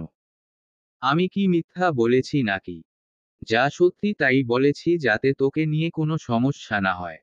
আমি তো আর সব সময়ই এসে পাহাড় দিতে পারবো না তোকে। কার না কার সাথে ঝগড়া লেগে যাবি। তটিনী কিরমিরিয়ে বলল, তাই বলে আপনি এসব বলবেন? আমি কি ছোট হচ্ছি নাকি? আগের মতো অবুঝ তো নই। নিজের সমস্যা নিজেই দেখতে পারবো। আপনাকে টানবো কেন? হু আর ইউ? রুদ্র গম্ভীর স্বরে বলল, তুই যদি আর একটা কথা বলিস তো তোকে এখন তুলে একটা আছাড় দিব। তটিনী দমে গেল। রুদ্র মাথায় টোকা দিয়ে বলল, শান্তশিষ্ট হয়ে থাকবি। কোনো সমস্যা হলে আমাকে ফোন করবি। ঠিক আছে। তটিনী কোনো কথা বলল না। রুদ্র তটিনীকে ওর ক্লাসের সামনে নিয়ে গেল। বলল, এটাই তোর ক্লাসরুম। যা গিয়ে বসে পড়। সব পড়া নোট করবি। রাতে আমি সব দেখব। মনে থাকে যেন। রুদ্র চলে গেল। তটিনী পা তুলে বসল। গালে হাত দিয়ে ভাবতে লাগলো কি করা যায়। আপাতত সে রুমে একা। তার মানে আজ সে সবার আগে এসেছে। ঠিক কিছু সময় পর রুমটা স্টুডেন্ট ভর্তি হয়ে গেল। তটিনীর পাশে বসেছে দুটো মেয়ে। তটিনী তাদের মধ্যে একজনকে জিজ্ঞেস করল, কি নাম তোমার? মেয়েটি চোখমুখে উচ্ছ্বাস নিয়ে বলল, আমি রূপান্তর, তুমি? তটিনী নিজের নাম না বলে ভ্রু কুঁচকে বলল, রূপান্তর? ওটা আবার কেমন নাম? আচ্ছা, তোমার নামের অর্থ কি? রূপান্তর মেয়েটি মন খারাপ করে বলল, কেমন নাম তা তো জানি না। বাবা রেখেছেন। নামের অর্থ সৌন্দর্য বা এমন কিছু হবে হয়তো। আমি সঠিক জানি না। তুমি জানো? তটিনী ভাব নিয়ে বলল, আমি কি সবার নামের অর্থ জেনে বসে থাকি নাকি? সরি টু সে আমি জানি না রূপান্তর। রূপান্তর দ্বিতীয়বারের মতো জিজ্ঞেস করল, তোমার নাম কি? তটিনী ভাব নিয়ে বলল, নদী দেখেছ? নদীর অপর নাম কি? আমার নামও সেটাই। রূপান্তর মেয়েটি হেসে বলল, ও আচ্ছা, তুমি পানি। তটিনী চোখমুখ কুঁচকে বলল, পানি কেন হতে যাব? নদী অপর নাম কি পানি নাকি? রূপান্তর বুঝানোর ভঙ্গিতে বলল, নদীতে তো পানি থাকে। আর জীবনের ওপর নাম পানি। সেজন্য তোমার নাম পানি হবে, তাই না? তটিনী চোখমুখ উল্টিয়ে বমি করার ভঙ্গি করল, বলল, তুমি কে ভাই? হু আর ইউ? আমার পাশে বসেছ কেন? এমন গাধামায়ন জীবনেও দেখি নাই, অথচ রুদ্র ভাই আমাকে বলে আমি নাকি দুনিয়ায় সবচেয়ে পচা গাধা। রূপান্তর উৎসাহ প্রকাশ করে বলল, রুদ্র ভাইকে? তটিনী বাঁকা হেসে বলল, কেন, প্রেম করবা নাকি? করতে পারো, আমার রুদ্র ভাইয়ের গফ টফ কিছু নাই। হেতি পিওর সিঙ্গেল পলা। একেবারে খাঁটি। রূপান্তরের মন নেচে উঠল, বলল, কেন নয়? প্লিজ তার সাথে আসার পরিচয় করিয়ে দিবা। রুদ্রর বোন। তটিনী রেগে বলল, দিতে চাইছিলাম, কিন্তু তোমার শেষের কথার সম্বোধনের জন্য দিব না। রূপান্তর হয়তো কিছু বলতে চাইছিল, কিন্তু তার আগেই ক্লাসে স্যার প্রবেশ করলেন। পরিচয় পর্ব যখন বলতে বলা হলো তখনই রূপান্তর তটিনীর নাম জানতে পারল। অবশেষে সেই বুঝল, নদীর অপর নাম হলো তটিনী। কলেজে আজ পরিচয় পর্বটাই হলো, বইপত্র কেনার পর দুদিন বাদে ক্লাস শুরু হবে। এবং সেদিন থেকে সবাইকে যথাক্রমে কলেজ ইউনিফর্ম পরে আসতে হবে। আগামীকাল হবে নবীন বরণ অনুষ্ঠান। সেটা নিয়ে অনেক এক্সাইটেড সবাই। রূপান্তর ও তটিনী হেঁটে যাচ্ছিল মাঠ দিয়ে। রূপান্তর প্রশ্ন করল, বলো তো আমার নামের অর্থ কি? তখন তো তুমি আমাকে জিজ্ঞেস করেছিলে, এবার তুমি বলো তো নদীর পানি। তটিনী চোখমুখ কুঁচকে বলল, একদম আমাকে নদীর পানি বলবে না। রূপান্তর নিজের চোখের চশমা ঠিক করে বলল, ঠিক আছে, বলবো না। এবার আমার নামের অর্থ বলো। তটিনী রূপান্তরে চোখ ভুলিয়ে নিল। বলল, যার রূপ বেয়ে বেয়ে পড়ে তাকেই রূপান্তর বলে। রূপান্তরের চশমা চোখ থেকে নাকের ডগায় চলে আসলো। বেচারি খালি মুখে বিষম খেয়ে বলল, এটা কেমন লজিক? তটিনী ভাব নিয়ে বলল, আমার লজিক? আমি তো যাও বলতে পেরেছি, তুমি তো তাও পারোনি। হা স্টুপিড গার্ল। কথাটা রূপান্তরের ইমেজে লাগলো। বলল, আচ্ছা, তুমি আমার সম্পূর্ণ নামের অর্থ বলো তো। কোন নামটা? আমার সম্পূর্ণ নাম কোকেয়া বিনতে রূপান্তর। তটিনী ভাবুক স্বরে বলল, ও আল্লাহ, তুমি বেগম কোকেয়া। তোমাকে তো দেশের জনগণ খুঁজছে। প্রতিনিয়ত তোমাকে নিয়ে ট্রোল হয় জানো। বাংলার ইয়াং জেনারেশন তোমার উপর ক্ষেপে আছে। প্রতিদিন তোমাকে নিয়ে হাজার হাজার পোস্ট হয় ফেসবুক, ইনস্টাগ্রামে। রূপান্তর কান চেপে ধরে বলল, কিন্তু আমি সে নই। আমি কোকেয়া বিনতে রূপান্তর। নট বেগম কোকেয়া। ওকে। তটিনী ঠোঁট উল্টে হু বলতেই রূপান্তর পুনরায় বলল, বলো আমার সম্পূর্ণ নামের অর্থ। তটিনী কিছু সেকেন্ড মনে মনে কিছু আওড়ালো। তারপর বলতে শুরু করল, মুছাম্মত কোকেয়া বিনতে আক্তার চৌধুরী খানম বেগম মজুমদার খান সরকার বিএনপি আওয়ামী লীগ স্বেচ্ছাসেবক লীগ জঙ্গি পুলিশ সেনাবাহিনী নৌবাহিনীর বিমানবাহিনী শিকদার ওরফে রূপান্তর। রূপান্তর মাথা ঘুরে মাঠের মধ্যে পড়ে গেল। তটিনী তড়িৎ গতিতে বসে পড়ল মাঠে। রূপান্তর তখন নিভু নিভু চোখে চেয়ে আছে। তটিনী কাদো কাদো মুখ করে বলল, ফাঁসিয়ে দিচ্ছ ভাই? রুদ্র ভাই জানলে আমার খবর করে দিবে। তুমি প্লিজ এখানে অজ্ঞান হইও না রূপান্তর। তোমার বাসাতে সারাদিন অজ্ঞান হয়ে পড়ে থাকো, আমি কিছু বলবো না। কিন্তু এখানে না প্লিজ। রূপান্তর আস্তে করে বলল, পানি খাওয়াবে প্লিজ। তটিনী নিজের ব্যাগ থেকে বোতল বের করল। ততক্ষণে কয়েকজন এসে ভিড় করে দাঁড়িয়ে পড়েছে। পানি খেয়ে রূপান্তর ধীরে সুস্থে উঠে বসল। তারপর সবার দিকে তাকিয়ে বলল, কি চাই এখানে তোমাদের? সার্কাস চলছে নাকি? সবাই চলে যেতে লাগলো। রূপান্তর তটিনীর কাঁধে হাত রেখে বলল, আব্বে তটিনী উঠা আমাকে। তটিনী ভ্রু কুঁচকে তাকিয়ে বলল, তোমার কথার সুর চেঞ্জ হলো কেন? তুই বলছো কেন? আপনি বলবা, বাপ মা সম্মান করতে শিখায়নি তোমাকে। রূপান্তর হেসে বলল, আর একটা কথা বলবি তো লাথি মেরে তোকে উগান্ডা পাঠাবো তটিনী। কিসের আপনি? হ্যাঁ, আমরা আজ থেকে বন্ধু ওকে। তটিনী অবাক হয়ে বলল, মাথা ঘুরে পড়ে তুমি স্মৃতি হারালে নাকি গো? তোমার নাম তোমার মনে আছে তো? বলো তো তোমার নাম কি বাচা? রূপান্তর শরীর দুলিয়ে হাসল। বলল, আমি হলাম বাংলার বিখ্যাত বেগম কোকেয়া, যাকে নিয়ে প্রতিনিয়ত সব জায়গায় কথাবার্তা হয়। আমি একজন সেলিব্রিটি উইমেন্স। তাছাড়াও আমি আওয়ামী লীগ, বিএনপি, স্বেচ্ছাসেবক লীগ, সাথে সেনাবাহিনী, নৌবাহিনীর ও বিমান বাহিনী। আমি রূপান্তর, যার রূপ বেয়ে বেয়ে পড়ে। তটিনীর এবার নিজেরই মাথা ঘুরাতে লাগলো। রূপান্তরের মুখ চেপে ধরে বলল, ক্ষমা দে মা, আর না। রূপান্তর কিটকিটিয়ে হেসে বলল, এবার তো টেনে তুল। তটিনী উঠে দাঁড়ালো। বলল, তোমার দাঁত খুব সুন্দর। কি দিয়ে ব্রাশ করো? মানে কি টুথপেস্ট? রূপান্তর প্রথমে একটা লাফ দিল। তারপর বলল, যেটা দিয়ে ব্রাশ করলে কাছে আসা যায় সেটা। তটিনী কোমরে হাত রেখে বলল, তুমি এমন করছো কেন? রূপান্তর হেসে বলল, জানি না, তোমাকে আমার ভালো লেগেছে। তুমি কি আমার বন্ধু হবে? কিন্তু আমি তো পাগল। রূপান্তর শরীর দুলিয়ে হাসল, বলল, পাগল কখনোই নিজেকে পাগল বলে না। তুমি পাগল হও বা ভালো, তাতে আমার কিছুই যায় আসে না। আমি শুধু তোমাকে বন্ধু বানাতে চাই। জন্মজন্মান্তের বন্ধু। তুমি আমার বন্ধু রাশের পড়েছ। তটিনী মাথা নাড়িয়ে না করল। তুই আমার বন্ধু হবি। একেবারে সারা জীবনের বন্ধু।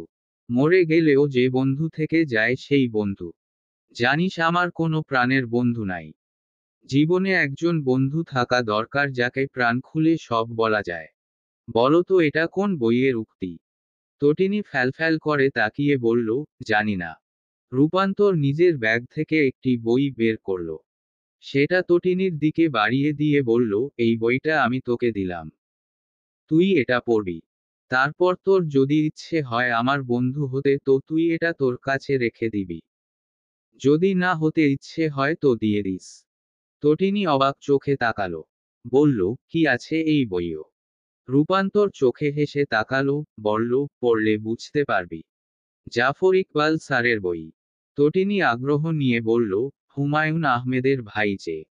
রূপান্তর মাথা নাড়ালো, হ্যাঁ তিনিই। তটিনী বইটা ব্যাগে রেখে বলল, ঠিক আছে পড়ব। রূপান্তর আকাশের দিকে তাকিয়ে দীর্ঘশ্বাস ছেড়ে বলল, আগামীকাল নবীন বরণ। কি পরে আসবি? তটিনী ঠোঁট উল্টে বলল, কি আবার? যা পরে আসি তাই পরব। রূপান্তর তটিনীর হাত ধরল। বলল, তোকে আমার বন্ধু বানাতে ইচ্ছে করছে।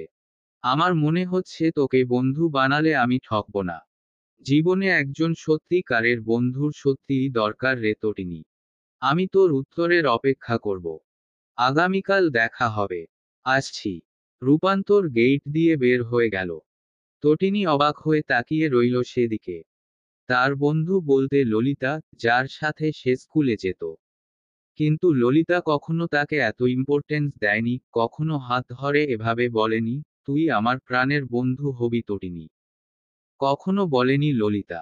বরং তটিনীকে মাঝে মধ্যে অন্য সব ক্লাসমেটের সাথে মিলে কথা শোনাতো। এক এক সময় এক একজনের দলে থাকত। জীবনের এ পর্যায়ে এসে তটিনীর মনে হলো সে হয়তো এবার সত্যিকারের বন্ধুর স্বাদ পেতে চলেছে। যে হবে তার জীবন মরণের বন্ধু। রিকশাতে চেপে বসল তটিনী। তার পেট ঘুরঘুর শব্দ করছে মাঝে মধ্যে। খিদে পেয়েছে অনেক।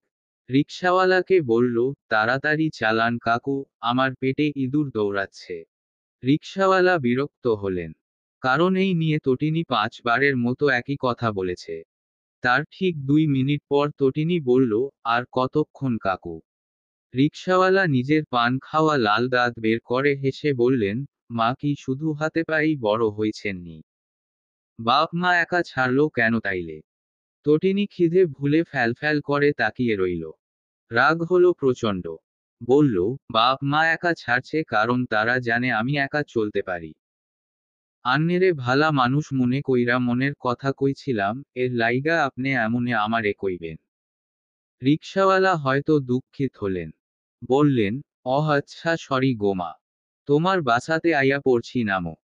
তটিনী রিকশাওয়ালাকে ভাড়া দিয়ে দৌড়ে গেইট দিয়ে প্রবেশ করল।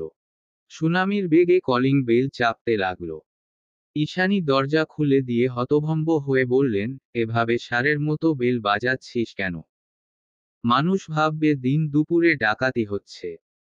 তটিনী নিজের মার ভুল শুধরে দিতে বলল, ষাঁড় তো চেঁচায় মা, কলিং বেল বাজায় না। ঈশানী রেগেমেগে চলে গেলেন।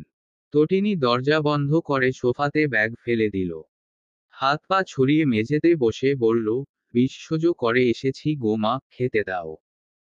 ঈশানী টেবিলে খাবার দিয়ে বললেন, হাত পা ধুয়ে টেবিলে এসে খেতে বসো। মেঝেতে কি তোর? তটিনী তার 2 কাঁধে ফু দিয়ে বলল, এটাই তো বাঙালিয়ানা মা। তুমি কি এর মর্ম বুঝবে? নানাজান তো ইন্ডিয়ার ছিলেন। ঈশানী মেয়ের কথায় নাক ফুলিয়ে বললেন, গাধার বাচ্চা, ইন্ডিয়ার মধ্যেও বাঙালিয়ানা আছে। শুধু তোর বাপের দেশে একা না, আমার বাপের দেশেও আছে। বুঝেছিস? এবার খাইয়ে উদ্ধার কর, ঘ্যান ঘ্যান করবি না কানের কাছে খবরদার। না হলে তোকে আর তোর বাপকে রাস্তায় ফেলে দিয়ে আসবো। ঈশানী তার মহামূল্যবান ভাষণ দিয়ে চলে গেলেন। তটিনী ঠোঁট উল্টে ভাবতে লাগলো তার দোষ আসলে কোথায়। আপনাকে আমি ভালোবাসি কি না জানি না। তবে আপনাকে আমি কল্পনাতে ঠিক স্বপ্নের রাজকুমার হিসেবে চিনেছি, নিজেকে কখনো জিজ্ঞেস করিনি আমি আপনাকে আদৌ ভালোবাসি কি না। আমি ভীষণ স্বার্থপর মানুষ। নিজেকে ছাড়া কাউকে ভালোবাসতে পারবো না কখনো। কিন্তু আপনার প্রতি আমার এই অনুভূতি 1000 বছরের ভালোবাসাকেও ছাড়িয়ে যাওয়ার মতো। বিশ্বাস করুন, এত ভালো আমার কাউকে লাগেনি। আত্মসম্মানহীন বেঁচে থাকা একজন আমির জন্য অনেক কঠিন। আমি আপনিও আত্মসম্মানের মধ্যে আত্মসম্মানই বেছে নিলাম। আমি জানি না আপনি মোহ নাকি ভালোবাসা। তবে আমি এটা জানি আপনি সেই যাকে ছাড়া আমি কখনো আর কাউকে নিয়ে এত অদ্ভুত কল্পনা করিনি। মেয়ে মানুষের স্বভাব জানেন তো? না। আপনি তো আবার ঘরে বসে থাকার মতো মানুষ নন। ঘরের মেয়ের খবর জানবেন কিভাবে? আচ্ছা আপনি এটা জানেন তো?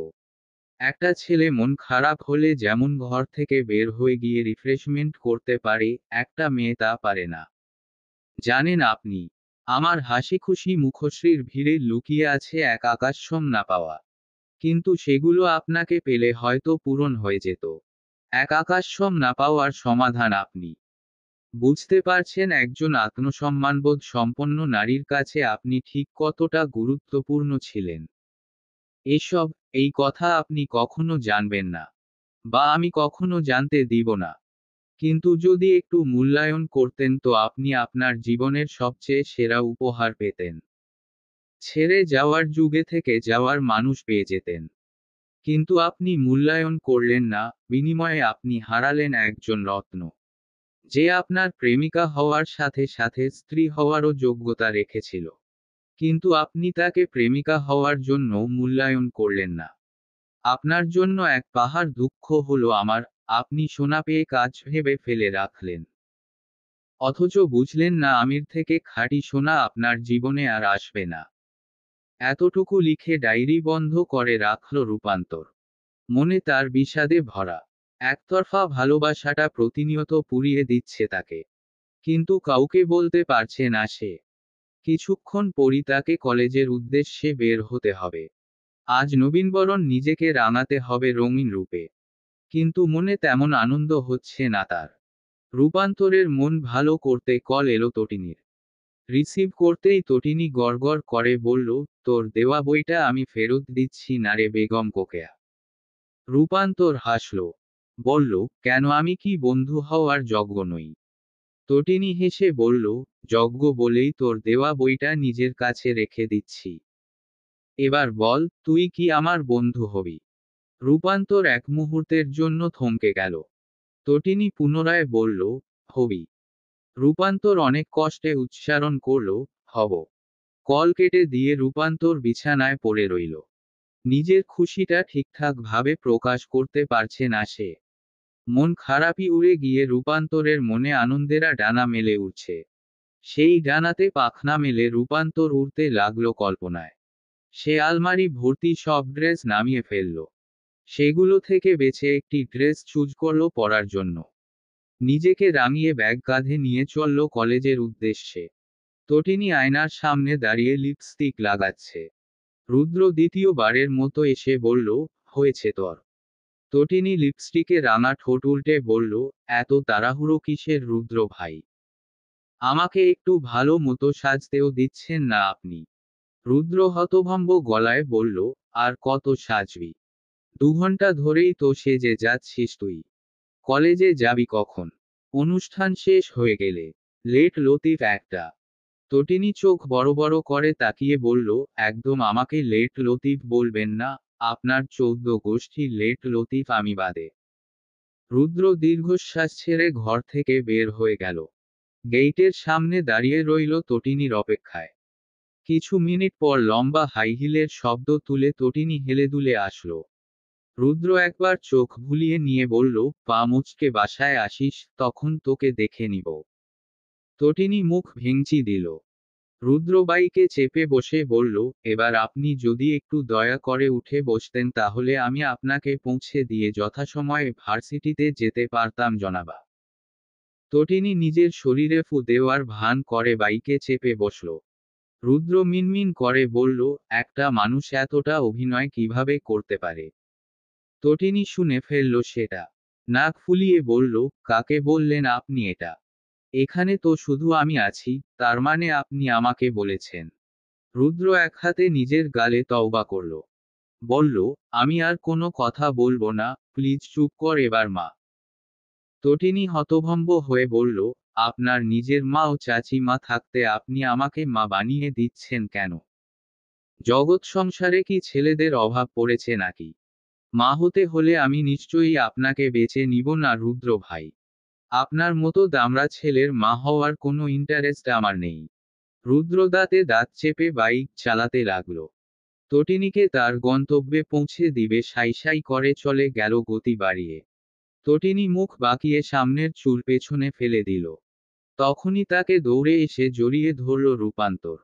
নিজেও রূপান্তরকে জড়িয়ে ধরে হেসে ফেলল সে। পিঠ চাপড়ে বলল, কি বে বেগম কোকেয়া, খবর কি তোর? আজ দেখি নায়িকা সেজে এসেছিস, কাহিনী কি ভাই? রূপান্তর হেসে বলল, তুই নিজে আমার থেকে আরো বেশি সেজেছিস, তাহলে তোর কাহিনীটা কি মামা? দুজন হাসল। মাঠ পেরিয়ে স্টেজের দিকে যেতে যেতে বলল, আজ চল ছেলেদের সাথে ফ্লার্ট করব। রূপান্তরের প্রস্তাবে তটিনী দাঁত বের করে হেসে বলল, করা যায়। দুজন স্টেজের দিকে গিয়ে ফ্লার্ট করার জন্য বেছে নিল তাদের মতোই নতুন আরেকটি স্টুডেন্টকে। ছেলেটির চোখে সাদা ফ্রেমের চিকন চশমা। তটিনী হাত দিয়ে হাই বলে ইশারায় ডাকল। ছেলেটি যথেষ্ট ভদ্রভাবে এসে দাঁড়ালো। কথা শুরু করল রূপান্তর। বলল, hey cute boy, what's your cute name? ছেলেটি নিজের চশমা ঠিক করে নিয়ে বলল, আমি মজনু, আপনি? রূপান্তর নাক হাওয়া দেওয়ার ভান করে বলল, ওমা তুমি মজনু? তোমার লাইলি কই? ছেলেটি মাথা চুলকে হেসে বলল, কোনো লাইলি নেই আপু। তটিনী ফুসফুস করে বলল, একদম আপু ডাকবে না, না হলে আমরা তোমাকে কাকু ডাকব। ছেলেটি অবাক কণ্ঠে বলল, কেন? তটিনী দাঁত কিরমিরিয়ে বলল, সে মিয়ারের হয়ে আপু ডেকে কি বুঝাতে চাও? আমরা তোমার মা কাকিমার বয়সী। মজনুজিও কেটে বলল, একদমই না আপু, সরি, আপনাদের নাম? তটিনী ও রূপান্তর নিজেদের নাম বলল। মজনু হেসে বলল, ঠিক আছে তটিনী ও কোকেয়া বলে ডাকব। খেপে গেলে রূপান্তর বলল, দরকার নেই, তুমি আমাকে রূপান্তর বলে ডাকবে। মজনু আবারও অবাক হয়ে বলল, কোকেয়া বললে কি হবে? তটিনী ভাব নিয়ে বলল, ওটা শুধু আমি ডাকি বুঝেছ। রূপান্তর তটিনীর কানে ফিসফিস করে বলল, ডেকেছিলাম ফ্লার্ট করতে কিন্তু ছেলে তো বোকাশোকা। ফ্লার্ট করার দরকার নেই, ছেড়ে দে ভাই। তটিনী দাঁত বের করে হাসল। মজনুর চোখের চশমা খুলে ফেলল। নিজের চোখে পড়ে বলল, দেখো তো আমাকে কেমন দেখায়। মজনু মন খারাপ করে বলল, আমি তো চশমা ছাড়া কিছু দেখতে পারি না, সেজন্য বলতে পারবো না। কিন্তু আপনাকে ঝাপসা দেখে এতটুকু বলতে পারবো মন্দ লাগছে না। তটিনী চোখের চশমা মজনুর হাতে ধরিয়ে দিয়ে বলল, তোমার চশমা তোমার কাছেই রাখো, কিন্তু নেক্সট টাইম আপু ও আপনি বললে কাকু ডেকে মানসম্মান শেষ করব। তটিনী ও রূপান্তর মুখ বাঁকিয়ে চলে গেল স্টেজের দিকে। চলবে গল্প প্রিয় রুদ্র ভাই। সূচনা পর্ব। লেখনীতে তাহিনা নিভৃত প্রাণ।